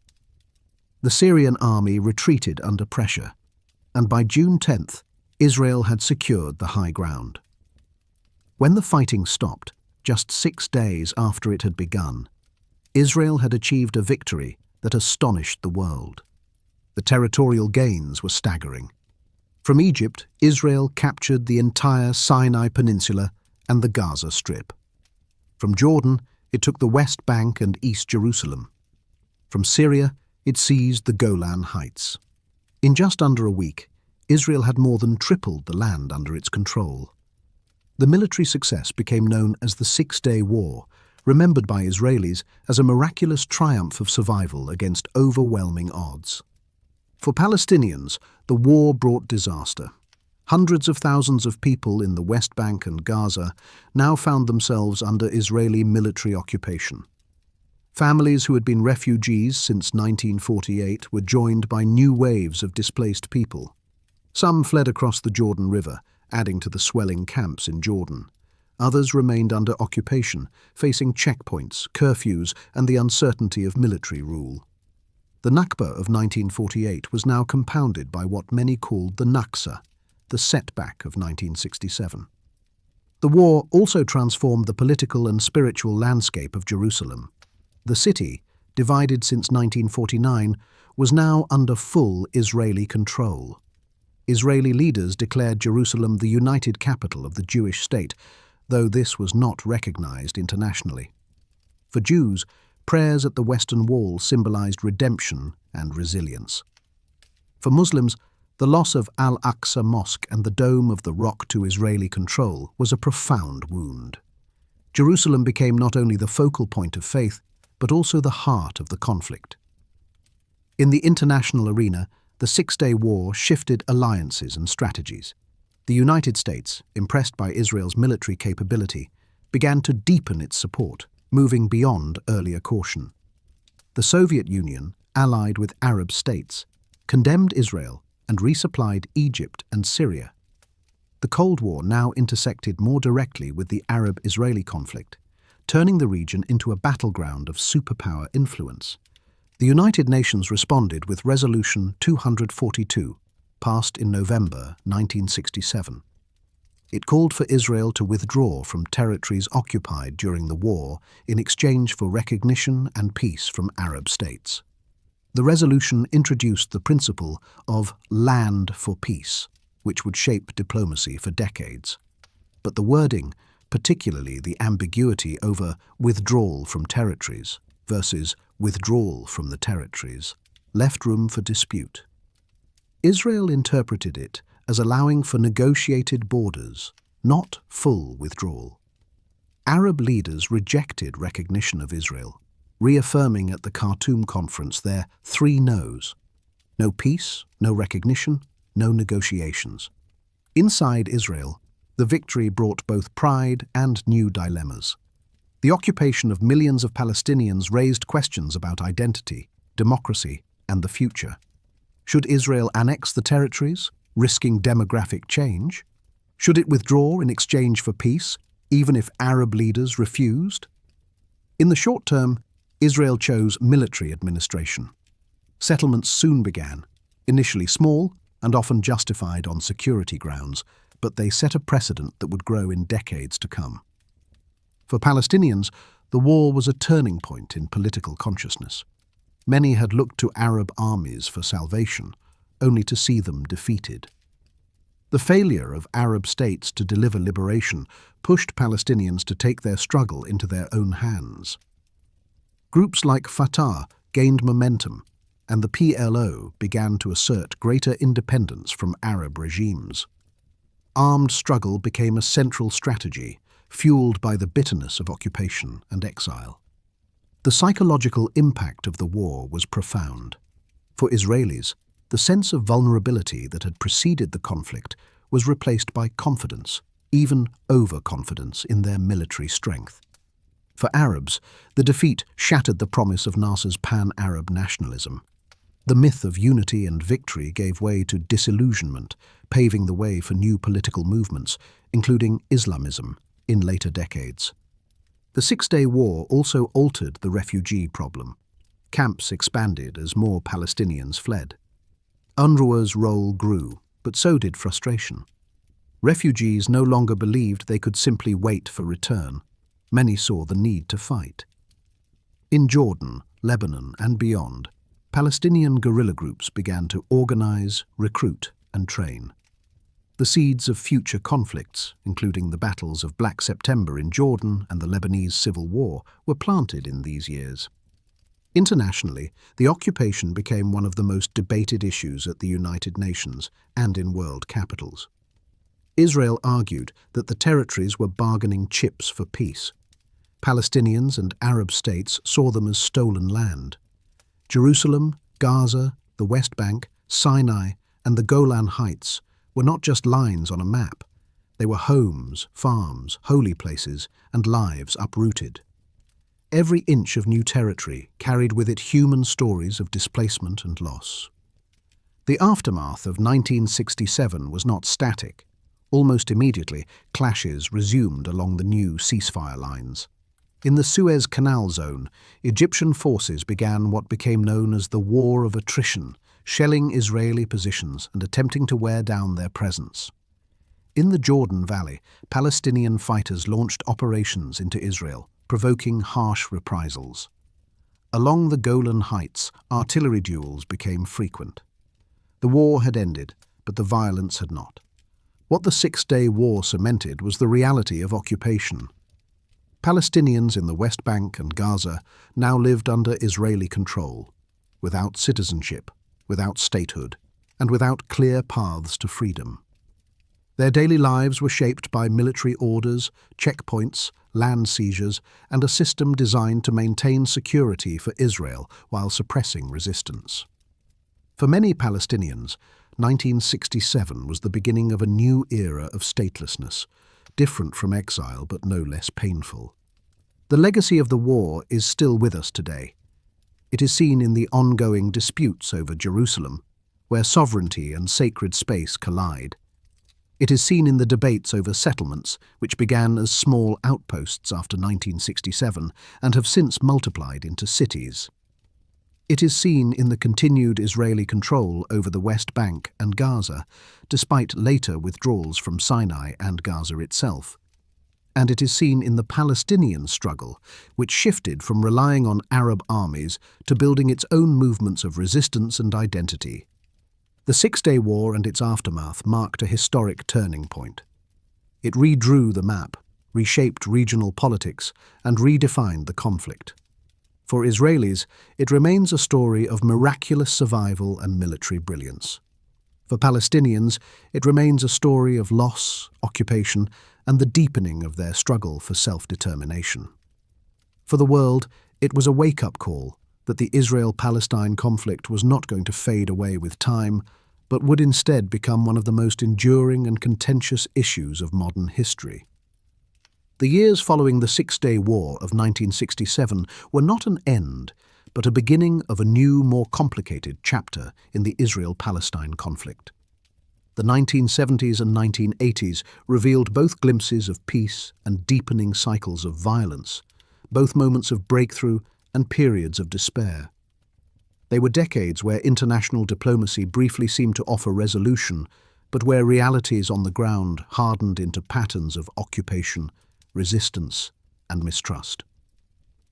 The events of these years shaped not only the politics of the Middle East, but also the lives of millions of ordinary people, Israeli and Palestinian alike, who were caught between the promises of leaders and the weight of daily struggle.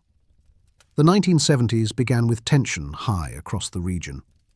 After 1967, Israel controlled the West Bank, Gaza, East Jerusalem, Sinai, and the Golan Heights. The Arab states were humiliated but not resigned. Egypt's President Gamal Abdel Nasser died in 1970, leaving leadership to Anwar Sadat, who sought both to reclaim Egyptian dignity and to reshape his country's alliances. For Palestinians, the occupation deepened frustration. Camps grew crowded, restrictions tightened, and hopes for liberation through Arab armies diminished.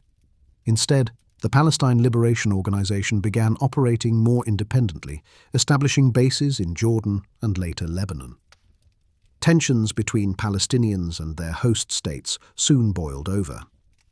In 1970, Jordan's King Hussein clashed with the PLO in what became known as Black September. Palestinian militants had grown powerful inside Jordan, threatening the monarchy. When hijackings and armed confrontations escalated, Hussein ordered his army to crush the PLO. Thousands were killed, and the organization was expelled from Jordan, eventually relocating to Lebanon. This shift would have enormous consequences, turning Lebanon into a front line in the conflict and setting the stage for future war. Meanwhile, Israel faced both security threats and growing internal debates. Settlements began to appear in the territories captured in 1967. Initially justified as military outposts or tied to religious heritage, these communities grew slowly but steadily. Some Israelis saw them as a way to secure strategic depth. Others, especially religious nationalists, believed they were fulfilling a historic mission by settling biblical lands. Palestinians saw them as the theft of their future homeland, small encroachments that signaled Israel had no intention of withdrawing from the West Bank or Gaza. The seeds of one of the most contentious issues of the conflict were being planted. The biggest shock of the decade came in 1973. On October 6th, during the Jewish holy day of Yom Kippur, Egypt and Syria launched a surprise attack against Israel. Egyptian forces crossed the Suez Canal, while Syrian troops stormed the Golan Heights. For the first time since 1948, Israel's survival seemed uncertain. The initial Arab advances rattled Israeli society, which had grown confident after 1967. After days of intense fighting, Israel regained the upper hand, crossing into Egyptian territory and pushing back Syria. When the war ended after nearly 3 weeks, thousands were dead on all sides. The war became known as the Yom Kippur War, or the October War. The political consequences were enormous. Egypt had restored its pride by showing that Israel was not invincible. Israel, while victorious, recognized its vulnerability. The United States, deeply involved in resupplying Israel during the war, saw an opportunity to broker diplomacy. The Soviet Union, backing Arab states, reinforced the Cold War dimension of the conflict. The oil embargo launched by Arab states in retaliation for US support of Israel shook the global economy, making the Middle East conflict a matter of worldwide concern. In the aftermath, a remarkable development unfolded. Anwar Sadat, the Egyptian president, shifted course. Believing that further war could not deliver lasting gains, he turned to negotiation. In 1977, Sadat stunned the world by visiting Jerusalem, speaking before the Israeli parliament and acknowledging Israel's right to exist. It was the first time an Arab leader had done so. His move electrified some and outraged others. For many Israelis, it was a moment of hope. For many Arabs, especially Palestinians, it felt like betrayal, as their struggle risked being sidelined. The bold gesture paved the way for US-brokered talks at Camp David in 1978. There, Sadat, Israeli Prime Minister Menachem Begin, and US President Jimmy Carter hammered out an agreement. The Camp David Accords laid the foundation for peace between Egypt and Israel. The treaty, signed in 1979, made Egypt the first Arab country to officially recognize Israel. In return, Israel agreed to withdraw from the Sinai Peninsula, a vast territory captured in 1967. For Israelis, it was proof that land could indeed be exchanged for peace. For Egypt, it brought back sovereignty over Sinai. But for Palestinians, the accords were a disappointment. Though the agreements included vague promises of autonomy for Palestinians in the West Bank and Gaza, there was no concrete path to statehood, no resolution of the refugee crisis, and no halt to settlements. Many Palestinians felt abandoned, believing Egypt had pursued its own interests at their expense. Sadat was celebrated in the West for his courage, but reviled in much of the Arab world, where his separate peace was seen as breaking Arab unity. During the 1980s, settlement growth continued.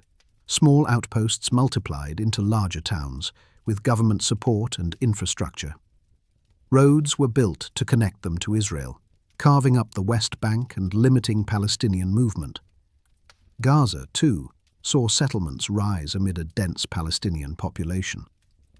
Daily life for Palestinians became more restricted, as permits, checkpoints, and military oversight shaped ordinary activities. Resentment simmered, occasionally erupting into protests and clashes. The PLO, now based in Lebanon, expanded its operations. Southern Lebanon became a base for attacks into northern Israel. In 1982, after a series of cross-border attacks and assassination attempts, Israel invaded Lebanon in what it called Operation Peace for Galilee. The stated aim was to push PLO forces away from Israel's border, but the campaign soon expanded. Israeli forces reached Beirut, laying siege to the city. The conflict devastated Lebanon, already fractured by civil war. Thousands of civilians were killed, and the PLO was forced to evacuate, relocating to Tunis. The Lebanon War also left deep scars. In September 1982, Allied Christian militias entered the Palestinian refugee camps of Sabra and Shatila in Beirut, massacring hundreds, possibly thousands, of civilians. Israeli forces, which had surrounded the area, were accused of failing to prevent the killings. The massacre provoked global outrage and protests within Israel itself. Many Israelis questioned the war, its goals, and its morality. For Palestinians, It was another tragedy layered upon decades of displacement and violence. Despite the devastation in Lebanon, the Palestinian struggle did not fade. Instead, it shifted back into the territories themselves. By the late 1980s, conditions in the West Bank and Gaza were combustible. Unemployment was high, restrictions harsh, and settlement expansion relentless. A new generation of Palestinians, many born under occupation, had grown up without hope of return to pre-1948 homes and without political representation. The spark came in December 1987, when a traffic accident involving an Israeli truck and a Palestinian vehicle killed 4 Palestinians in Gaza. Anger erupted into protests, which spread rapidly. This uprising became known as the First Intifada, meaning shaking off. It was characterized by mass demonstrations, strikes, boycotts, and stone-throwing by youth. The Israeli military responded with force, including arrests, curfews, and live fire. Images of children facing soldiers spread around the world, reshaping perceptions of the conflict. The Intifada was not orchestrated by the PLO abroad, but grew from grassroots organization within the territories. It marked a turning point in Palestinian resistance, demonstrating that the struggle was not only external, but also deeply rooted inside the occupied lands. For Israel, the Intifada was a shock.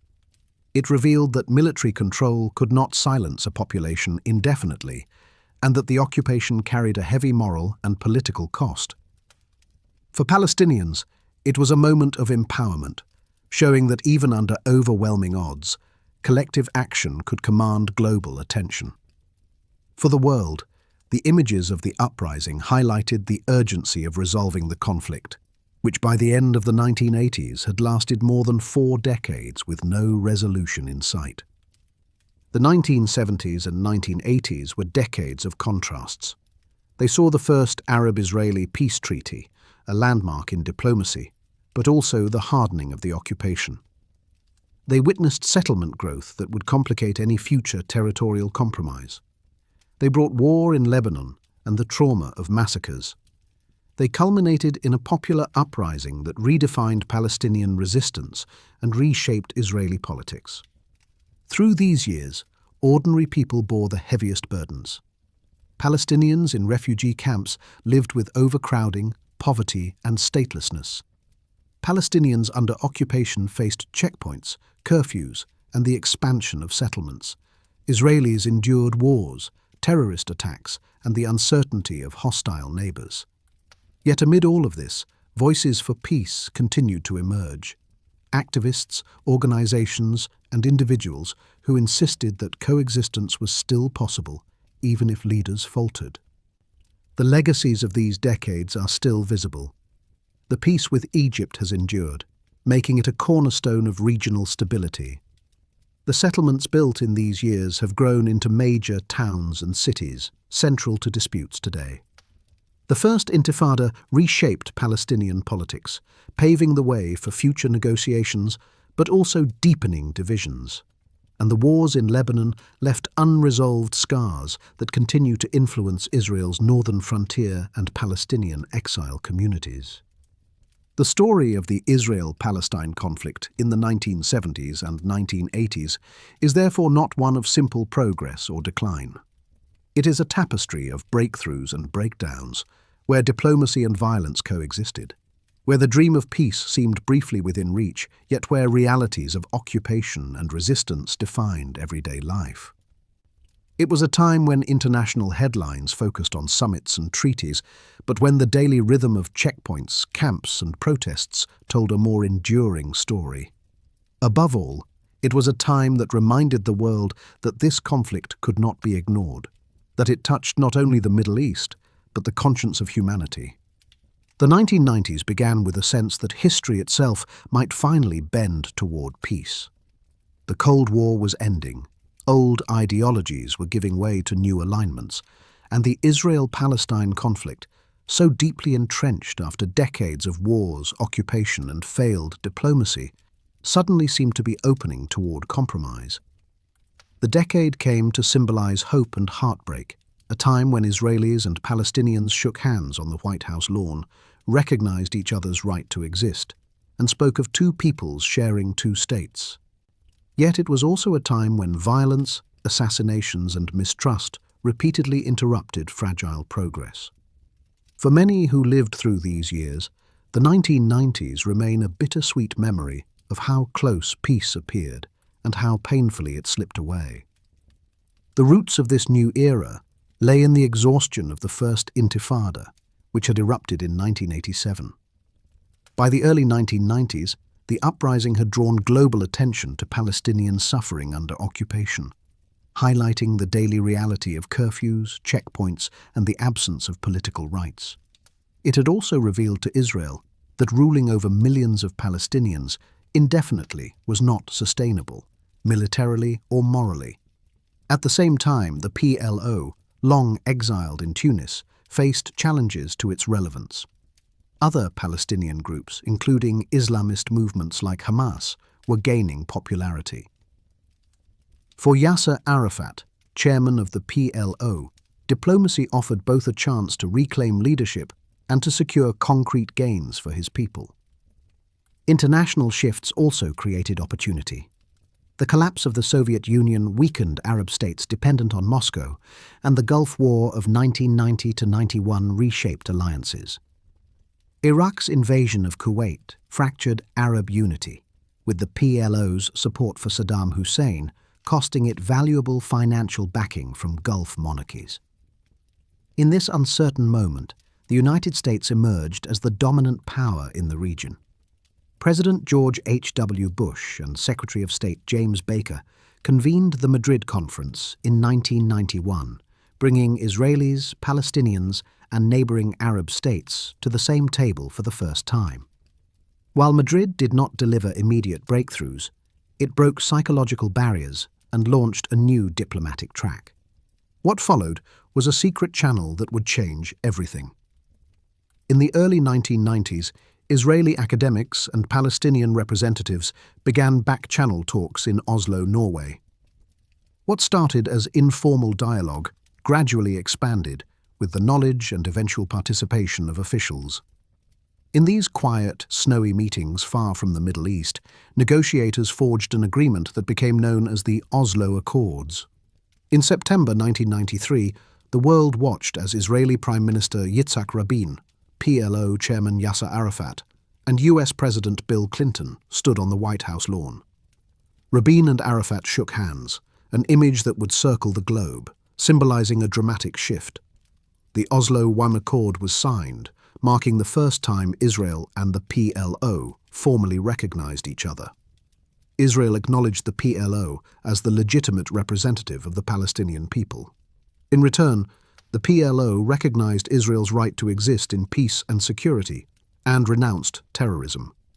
The agreement promised the establishment of a Palestinian interim self-government, the Palestinian Authority, which would gradually assume responsibility for parts of the West Bank and Gaza. Key issues like Jerusalem, refugees, settlements, and final borders were postponed for later negotiations. For now, the idea was gradualism, step-by-step confidence building, leading toward a final peace within 5 years. For Palestinians, Oslo offered the first real recognition of their political identity after decades of exile and occupation. The Palestinian Authority, established in 1994, set up governing institutions in Gaza and parts of the West Bank. For many, it was a moment of pride to see Palestinian police patrolling streets or Palestinian flags raised officially. For Israelis, Oslo was seen by many as a courageous gamble, offering land and autonomy in the hope of securing peace and ending decades of hostility. The optimism was palpable in those early years. Israeli and Palestinian leaders met openly. Economic projects were launched. Thousands of Palestinians returned from exile to work in the new institutions of the Palestinian Authority. International donors pledged billions for development, hoping that improved living conditions would bolster support for peace. Cities like Ramallah and Gaza City buzzed with anticipation of change, while in Israel, peace rallies filled squares with songs and banners declaring that coexistence was possible. Yet beneath the hope, cracks began to appear. For Palestinians, the partial nature of the agreement was frustrating. Oslo did not halt settlement construction. Israeli checkpoints and military presence remained in much of the West Bank.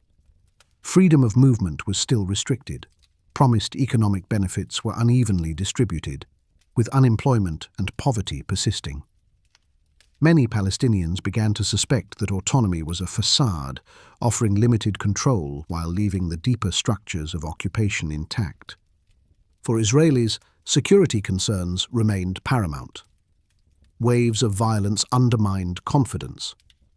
Radical groups opposed to the peace process carried out suicide bombings in buses, cafes, and markets. Hamas and Islamic Jihad rejected Oslo outright, denouncing it as betrayal. Each attack eroded Israeli public trust, fueling opposition from those who argued that peace talks endangered Israel's safety without guaranteeing real reciprocity. The assassination of Yitzhak Rabin in 1995 dealt a devastating blow. At a peace rally in Tel Aviv, Rabin was shot by a right-wing Israeli extremist opposed to territorial concessions. His death shocked the nation and the world. For many, it symbolized how fragile the peace process truly was, that not only external enemies, but also internal divisions could derail progress. Rabin's assassination removed a leader who, though cautious, was deeply committed to Oslo and carried the credibility of a decorated military figure. His absence left a void that would be hard to fill.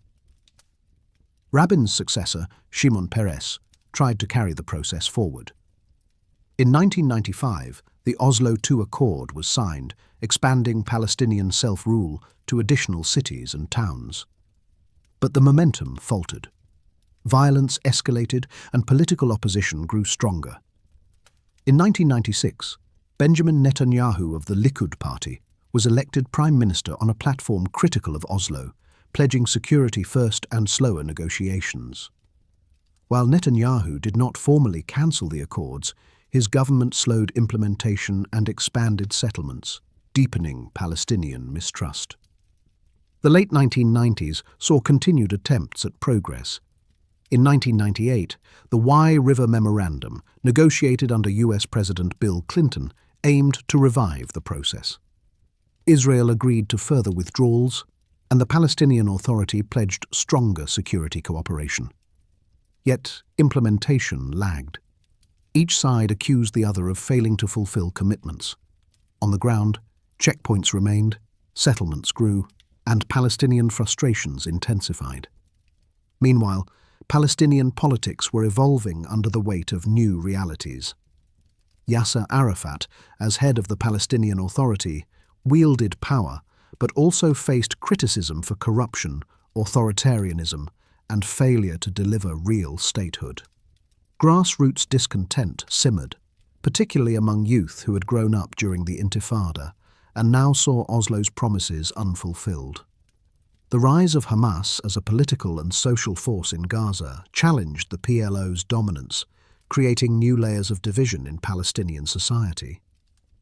Internationally, Oslo had created a framework for engagement, but without resolution of core issues, the peace remained incomplete. Jerusalem's status was unresolved. The right of return for millions of Palestinian refugees remained a deeply contentious question. Israeli settlements continued to expand, making the map of a future Palestinian state increasingly fragmented. Both sides accused the other of acting in bad faith, and mistrust hardened. Despite these obstacles, the sense of possibility lingered for much of the 1990s. Images of joint ceremonies, of Palestinian police training under international supervision, of Israelis and Palestinians meeting in dialogue programs, created a fragile but real sense that history might bend toward reconciliation.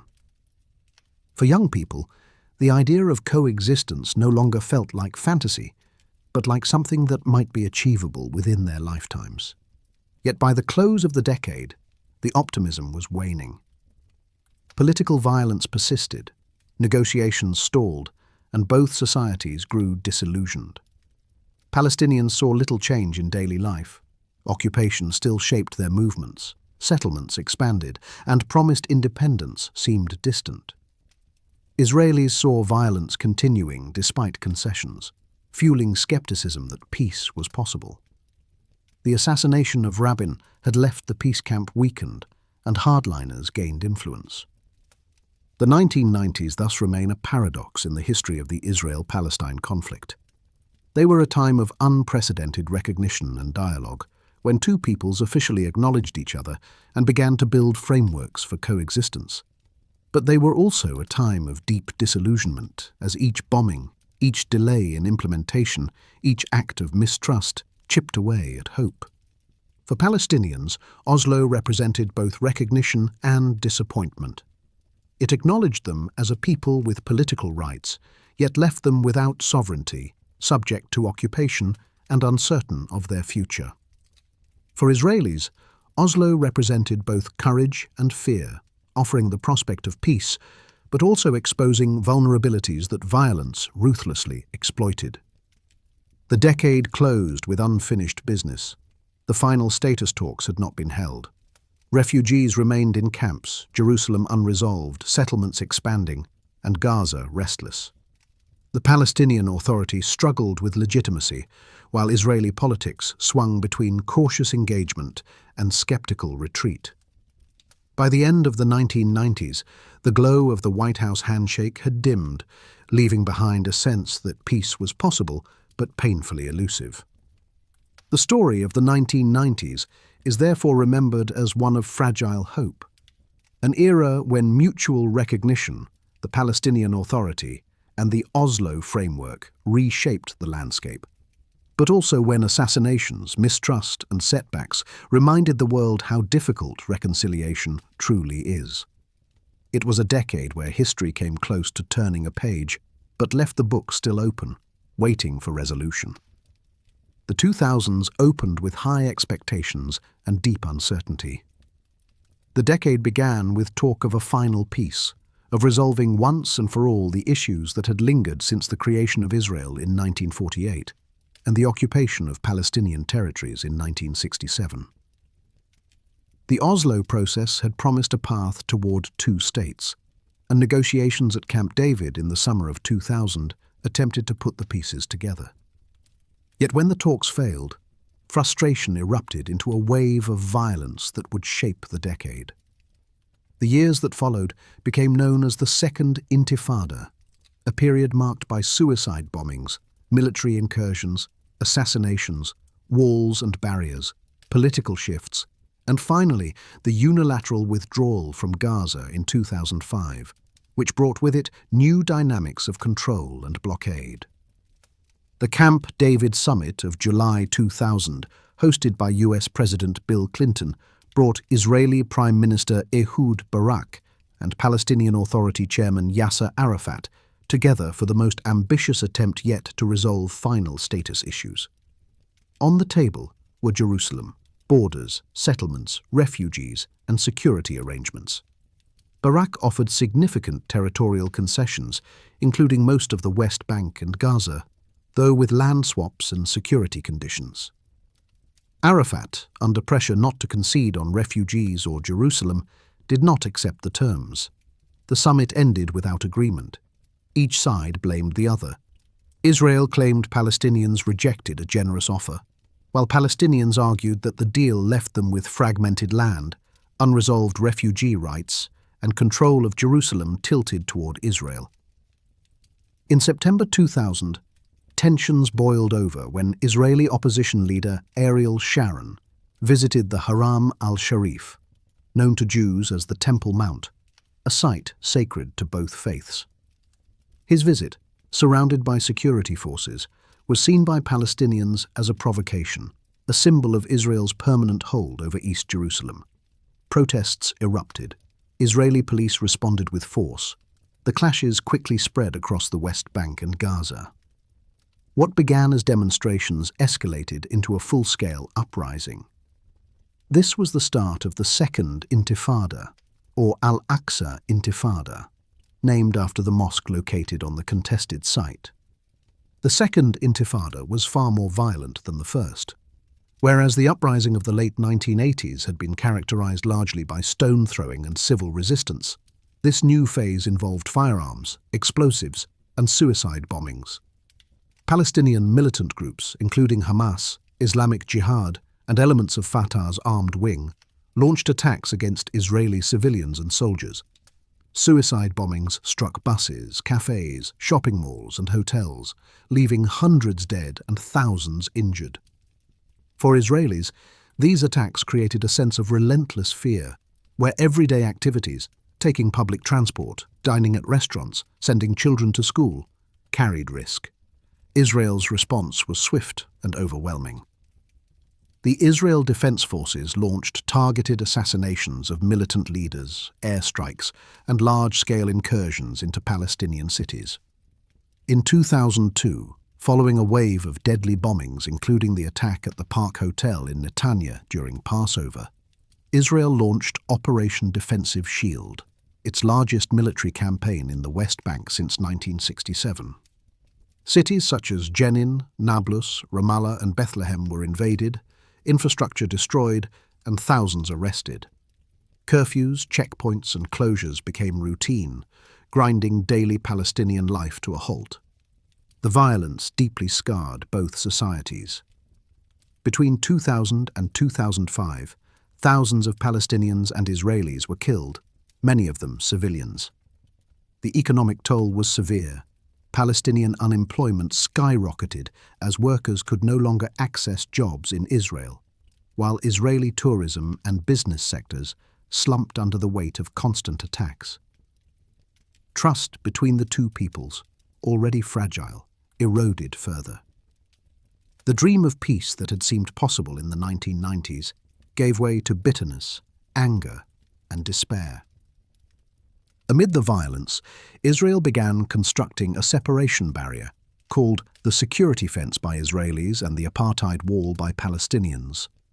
Stretching hundreds of kilometers, the barrier was designed to prevent suicide bombers from entering Israel.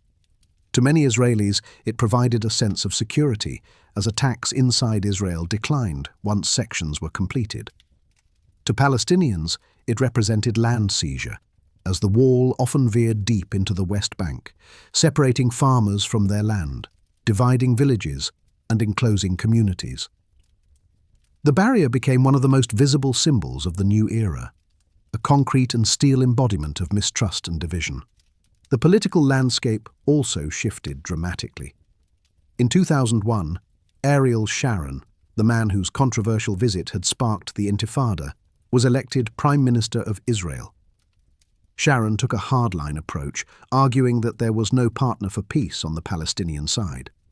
He emphasized security, military strength, and unilateral actions over negotiation. His rise reflected Israeli frustration with the Oslo process and the trauma of ongoing attacks. On the Palestinian side, Yasser Arafat remained the symbolic leader, but his authority weakened under siege. Israel restricted his movements, confining him to his compound in Ramallah. The United States and Israel accused him of failing to prevent violence, while many Palestinians accused him of corruption and ineffective leadership. The Second Intifada also saw the rise of Hamas as a stronger political and social force. While the PLO and Palestinian Authority had anchored the Oslo process, Hamas rejected Oslo entirely, insisting on continued resistance. The group provided social services, built grassroots support, and carried out high-profile attacks that, while condemned internationally, elevated its status among Palestinians disillusioned with negotiations. By the mid-2000s, Hamas was positioned not only as a militant group, but also as a political challenger to Fatah's dominance. As the violence dragged on, Israel made a dramatic, unilateral move. In 2005, Ariel Sharon announced that Israel would disengage from the Gaza Strip. In a plan that shocked many in his own party, Sharon ordered the evacuation of all Israeli settlements in Gaza and the withdrawal of the Israeli army from within the territory. More than 8,000 settlers were relocated, often against their will, with dramatic scenes of protests, tears, and confrontations as families were removed from homes they had built. For Palestinians, the withdrawal was seen by some as a victory for resistance, proof that armed struggle could force Israel to retreat. Others were cautious, noting that Israel retained control of Gaza's borders, airspace, and sea access. The Gaza disengagement did not bring peace. Instead, it set the stage for new conflicts. In 2006, Hamas won Palestinian legislative elections, defeating Fatah in a stunning upset. The victory reflected public frustration with corruption and stagnation in the Palestinian Authority. But the international community, including Israel and the United States, refused to recognize a Hamas-led government unless it renounced violence and recognized Israel, conditions Hamas rejected. The result was political paralysis, economic sanctions, and growing tensions between Hamas and Fatah. By 2007, those tensions erupted into violence. After months of clashes, Hamas took control of Gaza in a brief but bloody civil war, expelling Fatah forces and consolidating rule over the Strip. The Palestinian Authority, dominated by Fatah, retained control of the West Bank. The Palestinian national movement was now divided, with two rival governments claiming legitimacy.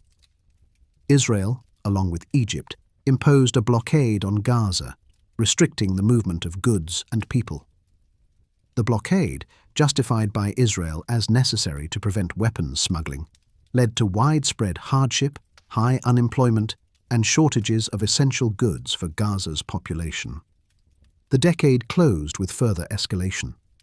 In late 2008, after years of rocket fire from Gaza into Israeli towns and Israeli airstrikes in response, Israel launched Operation Cast Lead, a 3-week military campaign in Gaza. Hundreds of Palestinians were killed, along with significant destruction of infrastructure. Israel said the operation was necessary to stop rocket attacks. Palestinians and international observers condemned the scale of civilian casualties. The cycle of violence appeared locked in place.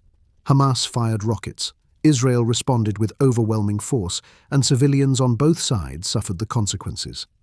For Israelis, the 2000s were remembered as a decade of terror attacks, buses blown apart, cafes bombed, and a pervasive sense of insecurity. The separation barrier and military operations were seen by many as necessary measures to protect lives. For Palestinians, the same years were remembered as a time of deep suffering: military incursions, home demolitions, checkpoints, poverty, and the tightening grip of occupation in the West Bank, alongside isolation and blockade in Gaza. The Second Intifada had transformed the political landscape. The peace camp in Israel weakened as trust in negotiations eroded. Hardline positions gained strength, emphasizing security over dialogue. In Palestinian society, Hamas emerged as a powerful player, reshaping internal politics and dividing national leadership.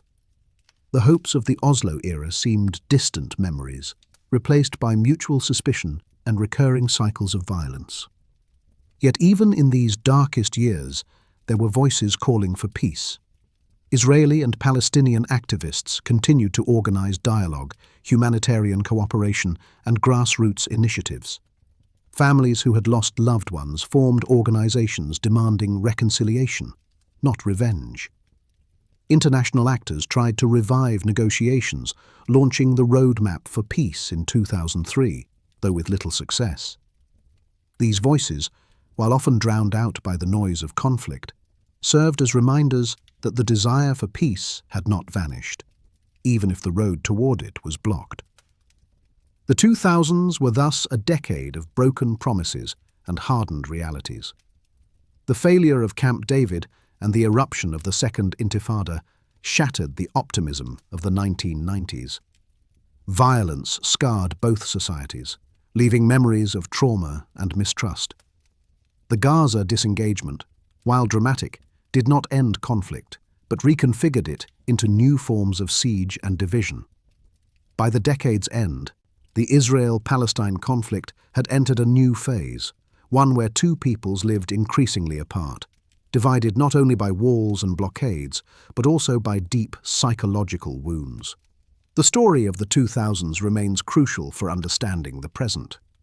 It was the decade when the peace process unraveled, when Hamas rose to power, when Gaza became isolated, and when both societies hardened in their positions. It was a time when the promise of two states dimmed, yet the urgency of resolving the conflict only grew more apparent. For Israelis and Palestinians alike, the 2000s were not just years of war and withdrawal, but years that reshaped the very framework of the conflict, leaving legacies still felt today. The 2010s began with the Israel-Palestine conflict at an impasse. The Second Intifada had ended, but its scars were fresh. Gaza was under Hamas control, the West Bank under the Palestinian Authority, and Israel had erected walls and fences that kept daily life divided. The hopes of the Oslo Accords were far behind, replaced by hardened positions and bitter mistrust. The decade would bring wars in Gaza, failed peace efforts, and the tremors of regional upheavals that shifted priorities across the Middle East. For Palestinians, it was a decade of siege, war, and political division. For Israelis, it was a decade of rocket fire, military operations, and the sense that peace was slipping further from reach. In the wake of the 2008 to 2009 Gaza conflict, known as Operation Cast Lead, the humanitarian situation in Gaza worsened.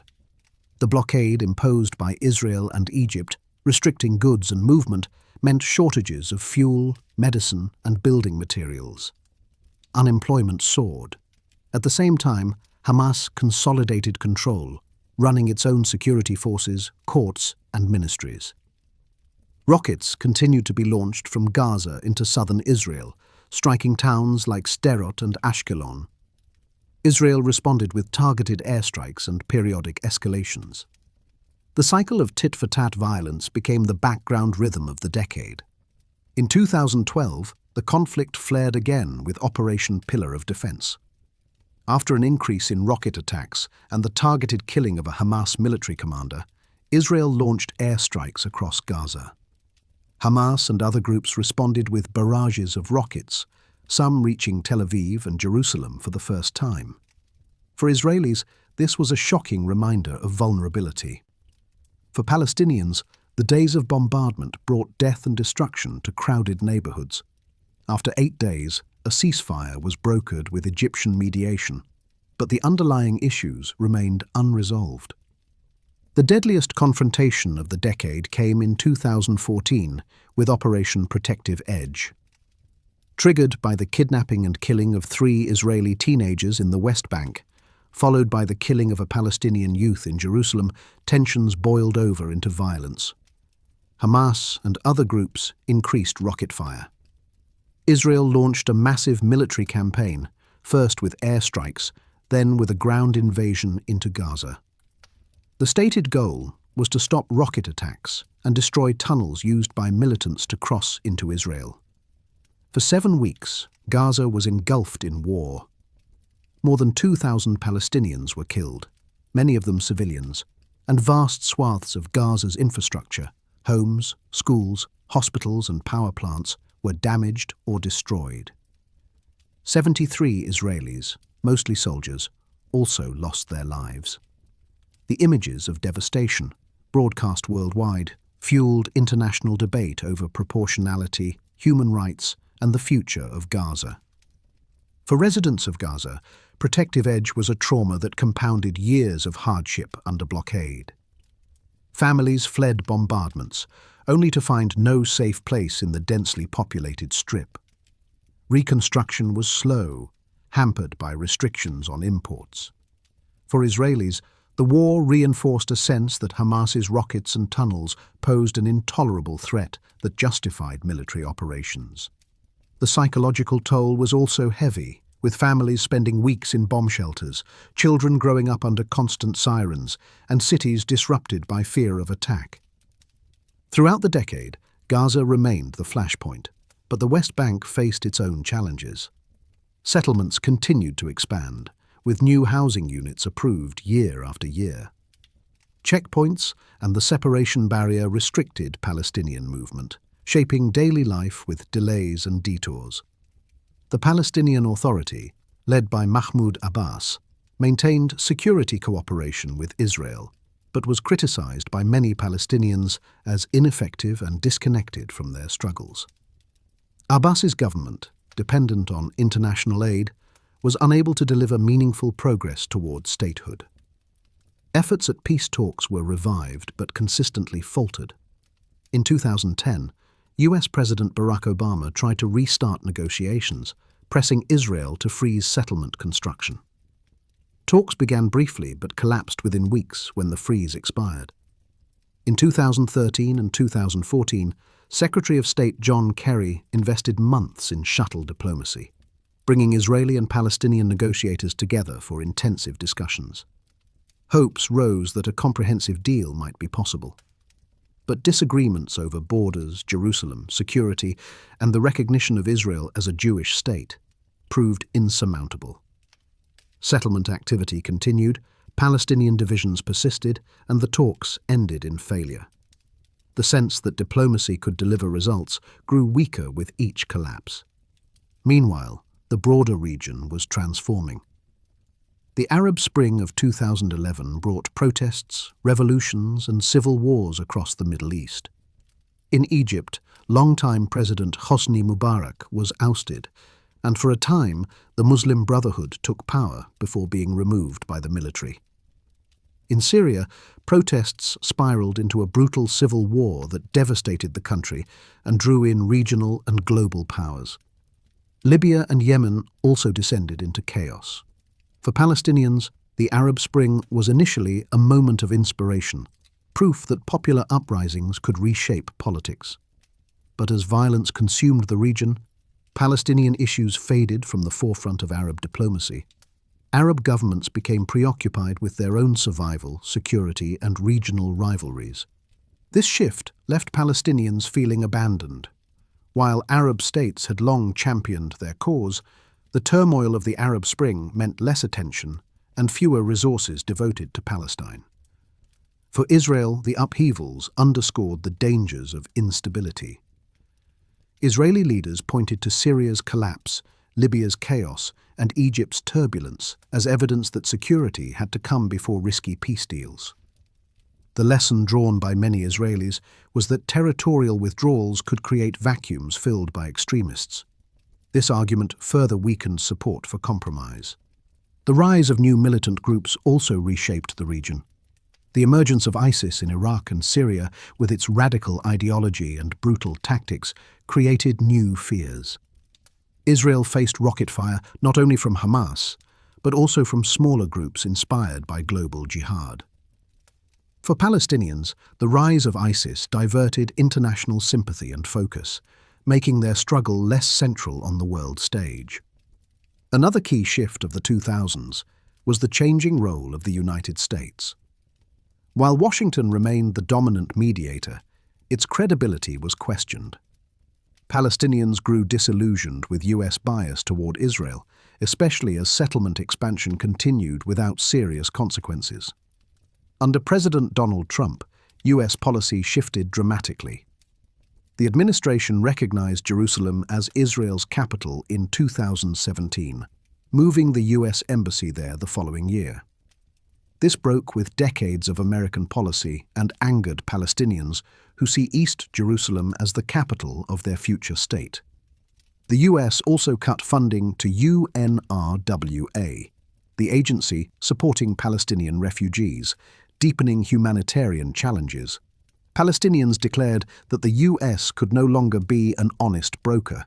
The decade also saw changes in Israel's internal politics. Prime Minister Benjamin Netanyahu, who returned to power in 2009, dominated Israeli politics throughout the 2010s. His leadership emphasized security, skepticism of negotiations, and building alliances beyond the Palestinian issue. Under his government, settlement growth continued, and diplomacy focused increasingly on normalization with Arab states rather than compromise with Palestinians. For many Israelis, the 2010s confirmed the belief that peace was not attainable in the near future. By the end of the decade, the conflict seemed frozen yet volatile. Gaza remained under Hamas, facing blockade and repeated clashes. The West Bank remained under occupation, with expanding settlements and a weakened Palestinian Authority. Israel had weathered multiple wars, strengthened its military technology, including the Iron Dome system that intercepted rockets, and expanded its international ties.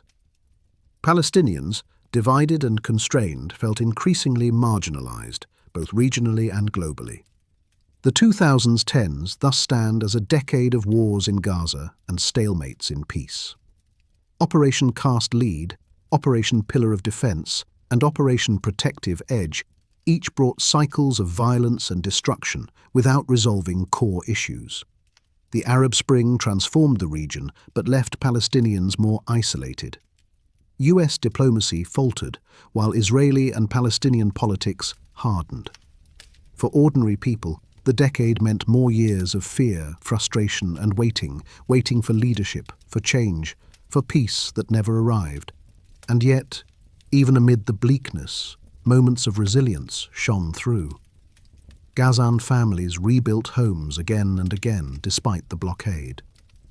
Israeli civilians and Palestinian activists continued to seek dialogue, launching grassroots initiatives that insisted peace was still worth pursuing. International solidarity movements gained traction, using media and campaigns to keep the issue alive. The human desire for dignity, security, and freedom endured, even when leaders failed to deliver. The decade closed with uncertainty.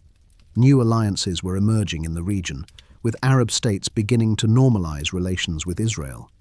The Palestinian leadership remained divided between Hamas in Gaza and Fatah in the West Bank. The vision of two states seemed more distant than ever, yet no alternative path had gained traction. The wars of the 2000s left scars that would take years to heal, but they also underscored the urgency of finding a way out of a cycle that brought pain to both peoples.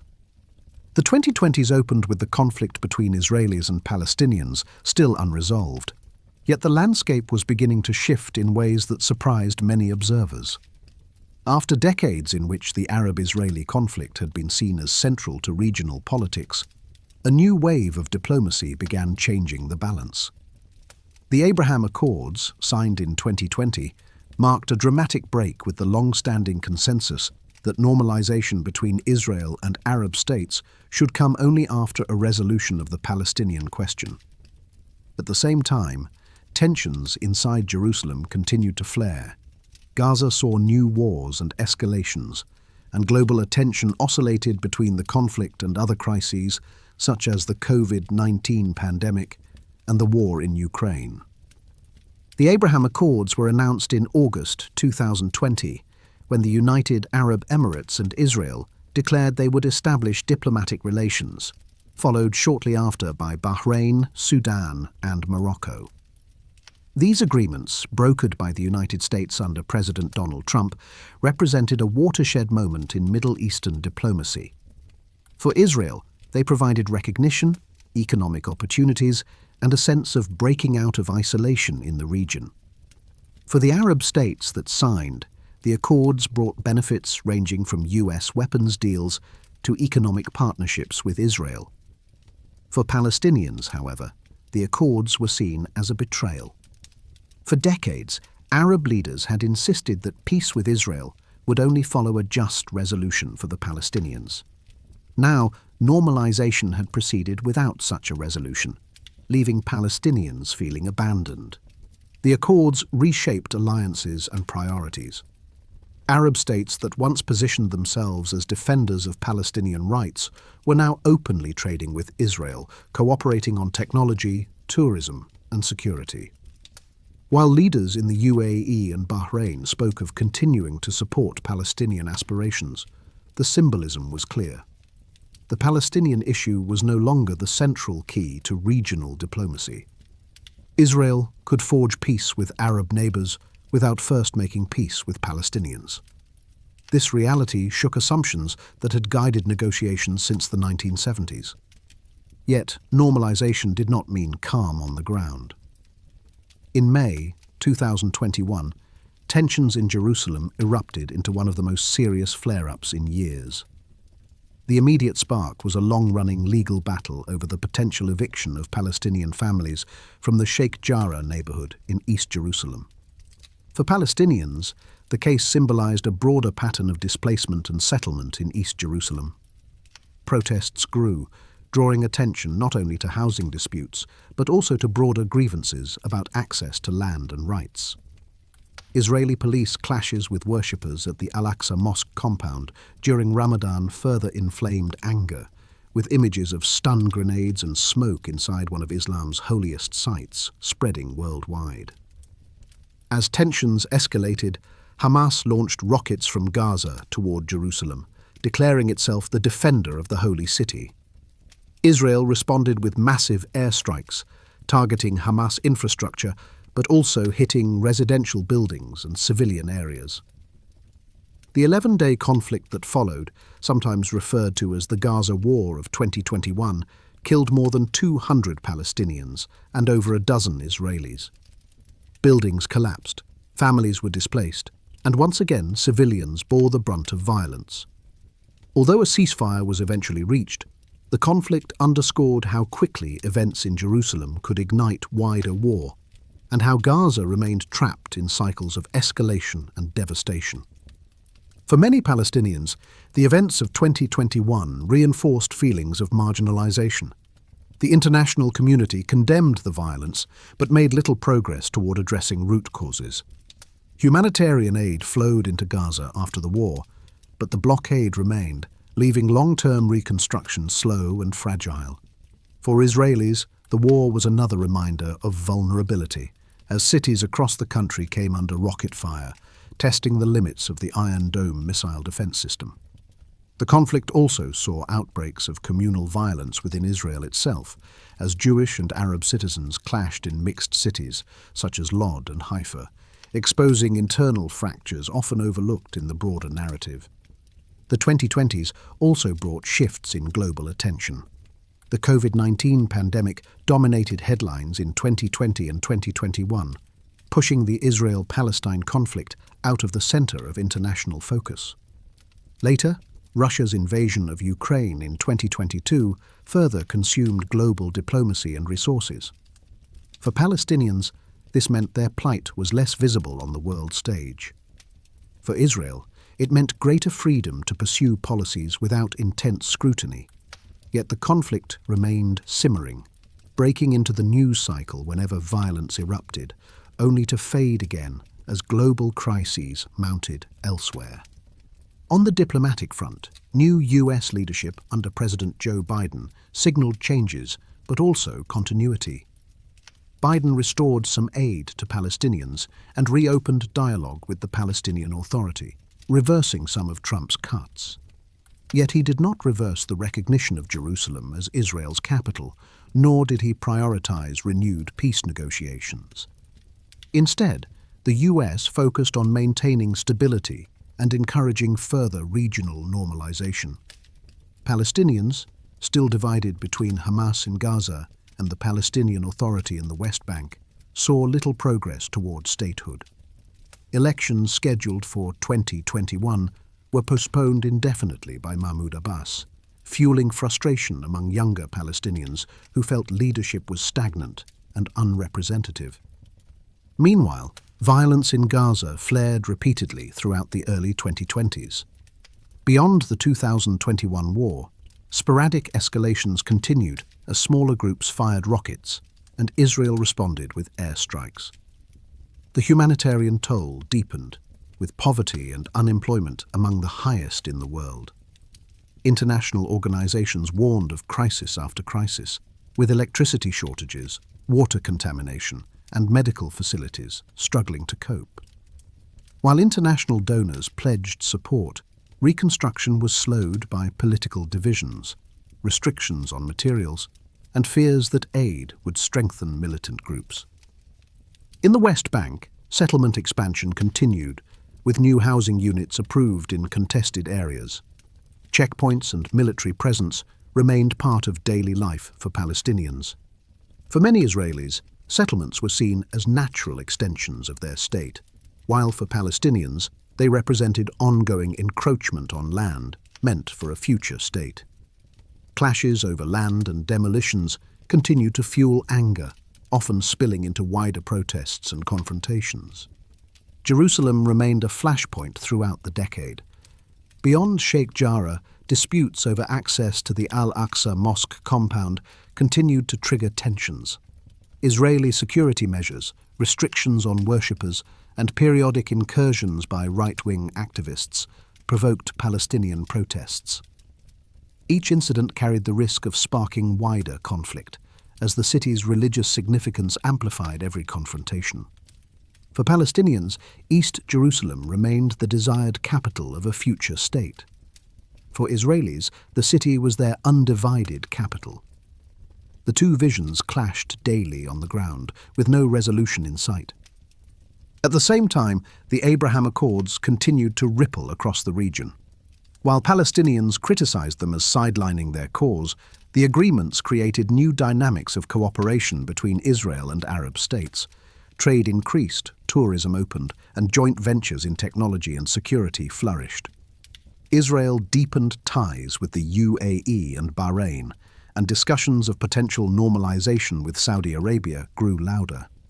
These alliances reflected a shifting Middle East where concerns about Iran and economic opportunities increasingly outweighed the Palestinian question in regional diplomacy. For Palestinians, this shift was bitter. Leaders warned that normalization without resolution would embolden Israel and weaken their negotiating power.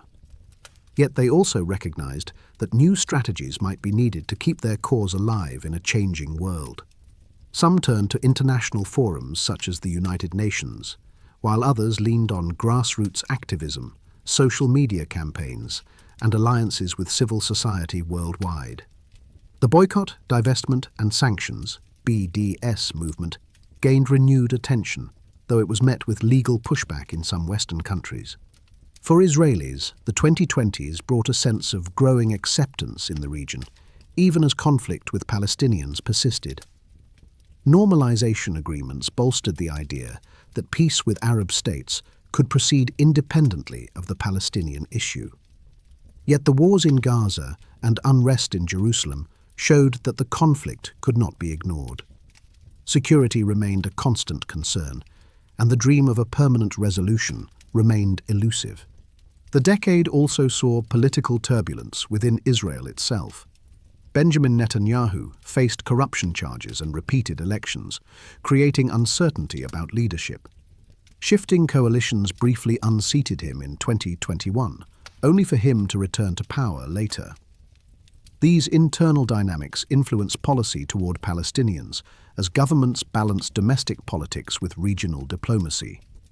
For Palestinians, leadership remained stagnant, with Abbas continuing in office long after his mandate expired, and Hamas entrenched in Gaza. The lack of renewal in leadership on both sides deepened cynicism among younger generations. By the mid-2020s, the conflict remained unresolved, but the contours had shifted. The Abraham Accords had changed regional alliances. Gaza remained blockaded and volatile. Jerusalem continued to spark confrontations, and peace negotiations were at a standstill. The international community, distracted by other crises, offered humanitarian aid, but little progress toward political solutions. Israelis and Palestinians continued to live side by side, yet apart, divided by barriers, narratives, and histories. The 2020s thus far illustrate the paradox of the conflict. On one hand, Israel achieved greater regional integration, breaking old taboos with normalization agreements. On the other hand, the core conflict with Palestinians persisted, erupting periodically into devastating violence. The Palestinian cause lost centrality in Arab diplomacy, yet it remained a powerful symbol for people across the region and beyond. The 2020s showed both the possibilities of new alliances and the dangers of unresolved grievances. The future remains uncertain. Will normalization lead eventually to pressure for resolving the Palestinian question? Or will it entrench division further? Will younger generations, connected through technology and activism, find new pathways to peace, or will cycles of war and blockade continue? The 2020s opened with bold diplomacy and bloody wars, reminders that in this conflict, breakthroughs and breakdowns often arrive side by side. What is clear is that Jerusalem, Gaza, and the West Bank remain at the heart of struggles over land, identity, and dignity, struggles that no agreement can ignore. When the Israel-Palestine conflict is discussed in headlines, the focus often falls on wars, peace talks, and leaders' statements. But beneath the layers of diplomacy and military strategy lies the heart of the story, the everyday lives of millions of people, ordinary Israelis and Palestinians who wake up each morning to routines shaped by the conflict. For them, history is not only something found in books or political speeches, it is experienced in the body, in movement, in the daily calculation of safety, and in the hope that ordinary joys can still be found, even under extraordinary pressure. For Palestinians living in the West Bank, daily life is often defined by checkpoints. Moving from one town to another can require passing through guarded gates, waiting in long lines and presenting permits. For those seeking work in Israel, the day begins hours before sunrise, with workers lining up to cross checkpoints into Israeli cities. For many, this is the only way to earn wages that can support their families, but it comes with uncertainty. Sometimes the line moves quickly, sometimes slowly, sometimes access is denied altogether. A trip that would take minutes without barriers can stretch into hours. Parents worry about whether their children will make it to school on time, patients worry about reaching hospitals, and students wonder if they will arrive at university classes. In Gaza, the challenges are different but equally heavy. The blockade has meant restrictions on movement, not just between Gaza and Israel, but between Gaza and the outside world. Many young people have never left the narrow strip of land they call home. Opportunities for travel, education abroad, or even visiting relatives outside Gaza are rare. Electricity cuts are part of daily life, with power often available only a few hours a day. Families plan meals, laundry, and study time around uncertain electricity schedules. Water shortages and medical supply shortages compound the sense of being trapped in a humanitarian crisis. Yet even in this environment, life goes on. Weddings are celebrated, students attend schools, and artists paint murals on Gaza's walls, turning restrictions into canvases for resilience. For Israelis, daily life has its own set of pressures. Families in towns near Gaza live with the constant threat of rocket fire. Sirens can sound at any hour, giving residents seconds to reach shelters. Children grow up learning emergency drills as naturally as they learn math or reading.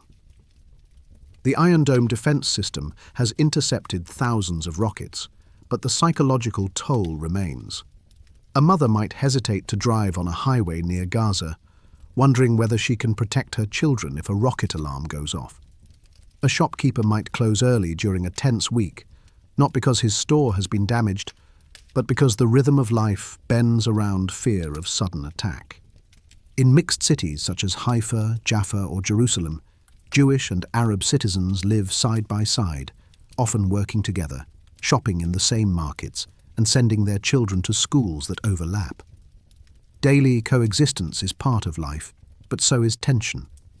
During escalations, communal relations strain, and outbreaks of violence or vandalism remind residents that peace at the personal level is fragile. Yet there are also stories of solidarity, where neighbors protect each other's shops, or teachers lead discussions that encourage empathy across divides. For Palestinian families, resilience is often expressed in cultural endurance. Traditional foods, music, embroidery, and poetry become more than just art or heritage. They are acts of identity. A grandmother teaching her granddaughter to sew patterns into fabric is not only passing on a skill, but also preserving a cultural story that resists erasure. Musicians sing about freedom, painters depict olive trees as symbols of rootedness, and writers describe life under occupation with words that carry both pain and pride. In refugee camps in the West Bank, murals on walls tell stories of displacement and longing. Life in crowded alleys, with children playing between water tanks and laundry lines, becomes infused with a determination to preserve memory and hope. For Israelis, resilience is expressed in different but parallel ways. National holidays commemorate survival and independence, and music, film, and literature reflect a society grappling with its identity and its fears. Soldiers completing mandatory service return to civilian life with memories of patrols, checkpoints, and security duties, and these experiences shape conversations about duty, sacrifice, and the future. Israeli families visit memorials, plant trees in forests, and celebrate cultural festivals that reinforce connection to land and tradition. Even under pressure, communities focus on building for the next generation, investing in technology, medicine, and education, reflecting the belief that resilience comes through progress as much as defense. The conflict leaves marks on mental health as much as on physical landscapes. Studies show high rates of trauma among children on both sides. Palestinian children who have witnessed bombings or house demolitions, Israeli children who have lived through rocket attacks and sirens. Nightmares, anxiety, and difficulty concentrating in school are common. Parents and teachers become frontline caregivers, trying to give children a sense of normalcy in abnormal circumstances. Psychologists and social workers run programs to support communities, but resources are often stretched thin. The impact of living in a state of chronic uncertainty shapes personalities, ambitions, and outlooks. Economic life reflects the divides. In the West Bank, some Palestinians work in Israeli industries, while others rely on agriculture or small businesses.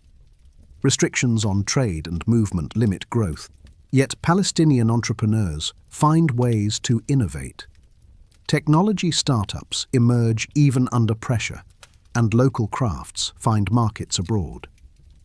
In Gaza, unemployment is among the highest in the world, but families share resources, extended families support each other, and informal economies help people survive. In Israel, a high-tech economy flourishes, producing innovations in medicine, security, and technology that are recognized globally. Yet disparities remain, with Arab-Israeli communities often experiencing higher unemployment and lower investment in infrastructure. Religion shapes daily life profoundly. For Muslims in Jerusalem, prayers at the Al-Aqsa Mosque are moments of spiritual connection, but also potential flashpoints of political conflict. For Jews, visiting the Western Wall is both an act of devotion and a symbol of identity. For Christians, churches in Bethlehem and Jerusalem connect them to centuries of tradition. Religious sites bring pilgrims from around the world, but they also become contested spaces where worship, security, and politics collide. A Friday prayer can end in tear gas, or a holiday pilgrimage can spark debates over sovereignty. Yet faith also provides comfort and strength, offering people a sense of belonging that transcends daily struggles. Education is another realm deeply marked by the conflict. Palestinian schools in Gaza and the West Bank face shortages of books, supplies, and even safe buildings, yet students strive to learn. University graduates seek opportunities abroad, sometimes returning with new skills, sometimes contributing from afar. In Israel, universities are centers of scientific excellence, but also spaces where debates about the conflict play out, with Arab and Jewish students navigating tensions as well as friendships. Education becomes both a tool for survival and a battleground of narratives. Ordinary stories illustrate the weight of history in everyday life. A Palestinian farmer tending his olive grove worries about settler attacks, but also sees his trees as symbols of continuity, planted by his ancestors and cared for by his children. An Israeli mother in Sderot paints her child's bedroom in bright colors to distract from the shelter door embedded in the wall. A A shopkeeper in Ramallah displays both traditional embroidery and modern fashion, blending pride in heritage with the desire for global connection. A teacher in Tel Aviv leads discussions on peace, knowing her students may serve in the military within a few years. Each story adds texture to the broader narrative, reminding us that behind every headline are people seeking dignity, security, and meaning.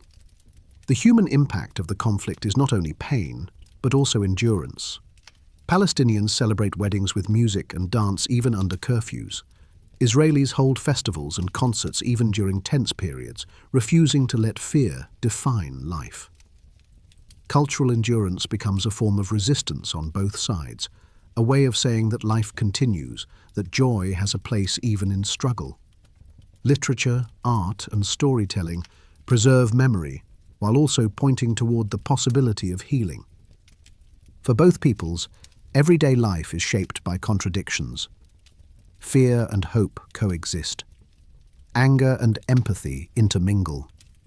The desire for safety and the yearning for freedom are constants.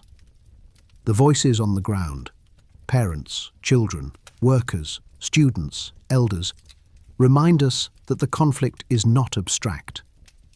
It is lived in the rhythms of mornings and evenings, in the sounds of sirens or the call to prayer, in the taste of bread baked at dawn, in the sight of walls rising across landscapes, in the resilience of communities determined to endure. As the 2020s continue, these human dimensions remain central. Political leaders may argue over borders and treaties, but the people on the ground live the reality each day. The checkpoints, the rockets, the protests, the curfews, the festivals, the weddings, the prayers, all are part of a story that is as much about resilience as it is about conflict. Understanding the Israel-Palestine conflict means listening to these voices, respecting their endurance, and recognizing that peace, if it ever comes, must meet the needs of ordinary people whose lives are shaped by both hardship and hope. When the Israel-Palestine conflict is discussed in headlines, the focus often falls on wars, peace talks, and leaders' statements. But beneath the layers of diplomacy and military strategy lies the heart of the story. The everyday lives of millions of people, ordinary Israelis and Palestinians, who wake up each morning to routines shaped by the conflict. For them, history is not only something found in books or political speeches. It is experienced in the body, in movement, in the daily calculation of safety, and in the hope that ordinary joys can still be found even under extraordinary pressure. For Palestinians living in the West Bank, daily life is often defined by checkpoints. Moving from one town to another can require passing through guarded gates, waiting in long lines, and presenting permits. For those seeking work in Israel, the day begins hours before sunrise, with workers lining up to cross checkpoints into Israeli cities. For many, this is the only way to earn wages that can support their families, but it comes with uncertainty. Sometimes the line moves quickly, sometimes slowly, sometimes access is denied altogether. A trip that would take minutes without barriers can stretch into hours. Parents worry about whether their children will make it to school on time. Patients worry about reaching hospitals, and students wonder if they will arrive at university classes. In Gaza, the challenges are different, but equally heavy. The blockade has meant restrictions on movement not just between Gaza and Israel, but between Gaza and the outside world. Many young people have never left the narrow strip of land they call home. Opportunities for travel, education abroad, or even visiting relatives outside Gaza are rare. Electricity cuts are part of daily life, with power often available only a few hours a day. Families plan meals, laundry, and study time around uncertain electricity schedules. Water shortages and medical supply shortages compound the sense of being trapped in a humanitarian crisis. Yet, even in this environment, life goes on. Weddings are celebrated, students attend schools, and artists paint murals on Gaza's walls, turning restrictions into canvases for resilience. For Israelis, daily life has its own set of pressures. Families in towns near Gaza live with the constant threat of rocket fire. Sirens can sound at any hour, giving residents seconds to reach shelters. Children grow up learning emergency drills as naturally as they learn math or reading. The Iron Dome defense system has intercepted thousands of rockets, but the psychological toll remains. A mother might hesitate to drive on a highway near Gaza, wondering whether she can protect her children if a rocket alarm goes off. A shopkeeper might close early during a tense week, not because his store has been damaged, but because the rhythm of life bends around fear of sudden attack. In mixed cities such as Haifa, Jaffa, or Jerusalem, Jewish and Arab citizens live side by side, often working together, shopping in the same markets, and sending their children to schools that overlap. Daily coexistence is part of life, but so is tension. During escalations, communal relations strain, and outbreaks of violence or vandalism remind residents that peace at the personal level is fragile. Yet there are also stories of solidarity, where neighbors protect each other's shops, or teachers lead discussions that encourage empathy across divides. For Palestinian families, resilience is often expressed in cultural endurance. Traditional foods, music, embroidery, and poetry become more than just art or heritage. They are acts of identity. A grandmother teaching her granddaughter to sew patterns into fabric is not only passing on a skill, but also preserving a cultural story that resists erasure. Musicians sing about freedom. Painters depict olive trees as symbols of rootedness, and writers describe life under occupation with words that carry both pain and pride. In refugee camps in the West Bank, murals on walls tell stories of displacement and longing. Life in crowded alleys, with children playing between water tanks and laundry lines, becomes infused with a determination to preserve memory and hope. For Israelis, resilience is expressed in different but parallel ways. National holidays commemorate survival and independence, and music, film, and literature reflect a society grappling with its identity and its fears. Soldiers completing mandatory service return to civilian life with memories of patrols, checkpoints, and security duties, and these experiences shape conversations about duty, sacrifice, and the future. Israeli families visit memorials, plant trees in forests, and celebrate cultural festivals that reinforce connection to land and tradition. Even under pressure, communities focus on building for the next generation, investing in technology, medicine, and education, reflecting the belief that resilience comes through progress as much as defense. The conflict leaves marks on mental health as much as on physical landscapes. Studies show high rates of trauma among children on both sides. Palestinian children who have witnessed bombings or house demolitions, Israeli children who have lived through rocket attacks and sirens. Nightmares, anxiety, and difficulty concentrating in school are common. Parents and teachers become frontline caregivers, trying to give children a sense of normalcy in abnormal circumstances. Psychologists and social workers run programs to support communities, but resources are often stretched thin. The impact of living in a state of chronic uncertainty shapes personalities, ambitions, and outlooks. Economic life reflects the divides. In the West Bank, some Palestinians work in Israeli industries, while others rely on agriculture or small businesses. Restrictions on trade and movement limit growth, yet Palestinian entrepreneurs find ways to innovate. Technology startups emerge even under pressure, and local crafts find markets abroad. In Gaza, unemployment is among the highest in the world, but families share resources, extended families support each other, and informal economies help people survive. In Israel, a high-tech economy flourishes, producing innovations in medicine, security, and technology that are recognized globally. Yet disparities remain, with Arab-Israeli communities often experiencing higher unemployment and lower investment in infrastructure. Religion shapes daily life profoundly. For Muslims in Jerusalem, prayers at the Al-Aqsa Mosque are moments of spiritual connection, but also potential flashpoints of political conflict. For Jews, visiting the Western Wall is both an act of devotion and a symbol of identity. For Christians, churches in Bethlehem and Jerusalem connect them to centuries of tradition. Religious sites bring pilgrims from around the world, but they also become contested spaces where worship, security, and politics collide. A Friday prayer can end in tear gas, or a holiday pilgrimage can spark debates over sovereignty. Yet faith also provides comfort and strength, offering people a sense of belonging that transcends daily struggles. Education is another realm deeply marked by the conflict. Palestinian schools in Gaza and the West Bank face shortages of books, supplies, and even safe buildings, yet students strive to learn. University graduates seek opportunities abroad, sometimes returning with new skills, sometimes contributing from afar. In Israel, universities are centers of scientific excellence, but also spaces where debates about the conflict play out, with Arab and Jewish students navigating tensions as well as friendships. Education becomes both a tool for survival and a battleground of narratives.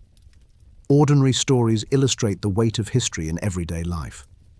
A Palestinian farmer tending his olive grove worries about settler attacks, but also sees his trees as symbols of continuity, planted by his ancestors and cared for by his children. An Israeli mother in Sderot paints her child's bedroom in bright colors to distract from the shelter door embedded in the wall. A shopkeeper in Ramallah displays both traditional embroidery and modern fashion, blending pride in heritage with the desire for global connection. A teacher in Tel Aviv leads discussions on peace, knowing her students may serve in the military within a few years. Each story adds texture to the broader narrative, reminding us that behind every headline are people seeking dignity, security, and meaning. The human impact of the conflict is not only pain, but also endurance. Palestinians celebrate weddings with music and dance even under curfews. Israelis hold festivals and concerts even during tense periods, refusing to let fear define life. Cultural endurance becomes a form of resistance on both sides, a way of saying that life continues, that joy has a place even in struggle. Literature, art, and storytelling preserve memory while also pointing toward the possibility of healing. For both peoples, everyday life is shaped by contradictions. Fear and hope coexist. Anger and empathy intermingle. The desire for safety and the yearning for freedom are constants. The voices on the ground, parents, children, workers, students, elders, remind us that the conflict is not abstract. It is lived in the rhythms of mornings and evenings, in the sounds of sirens or the call to prayer, in the taste of bread baked at dawn, in the sight of walls rising across landscapes, in the resilience of communities determined to endure. As the 2020s continue, these human dimensions remain central. Political leaders may argue over borders and treaties, but the people on the ground live the reality each day. The checkpoints, the rockets, the protests, the curfews, the festivals, the weddings, the prayers, all are part of a story that is as much about resilience as it is about conflict. Understanding the Israel-Palestine conflict means listening to these voices, respecting their endurance, and recognizing that peace, if it ever comes, must meet the needs of ordinary people whose lives are shaped by both hardship and hope.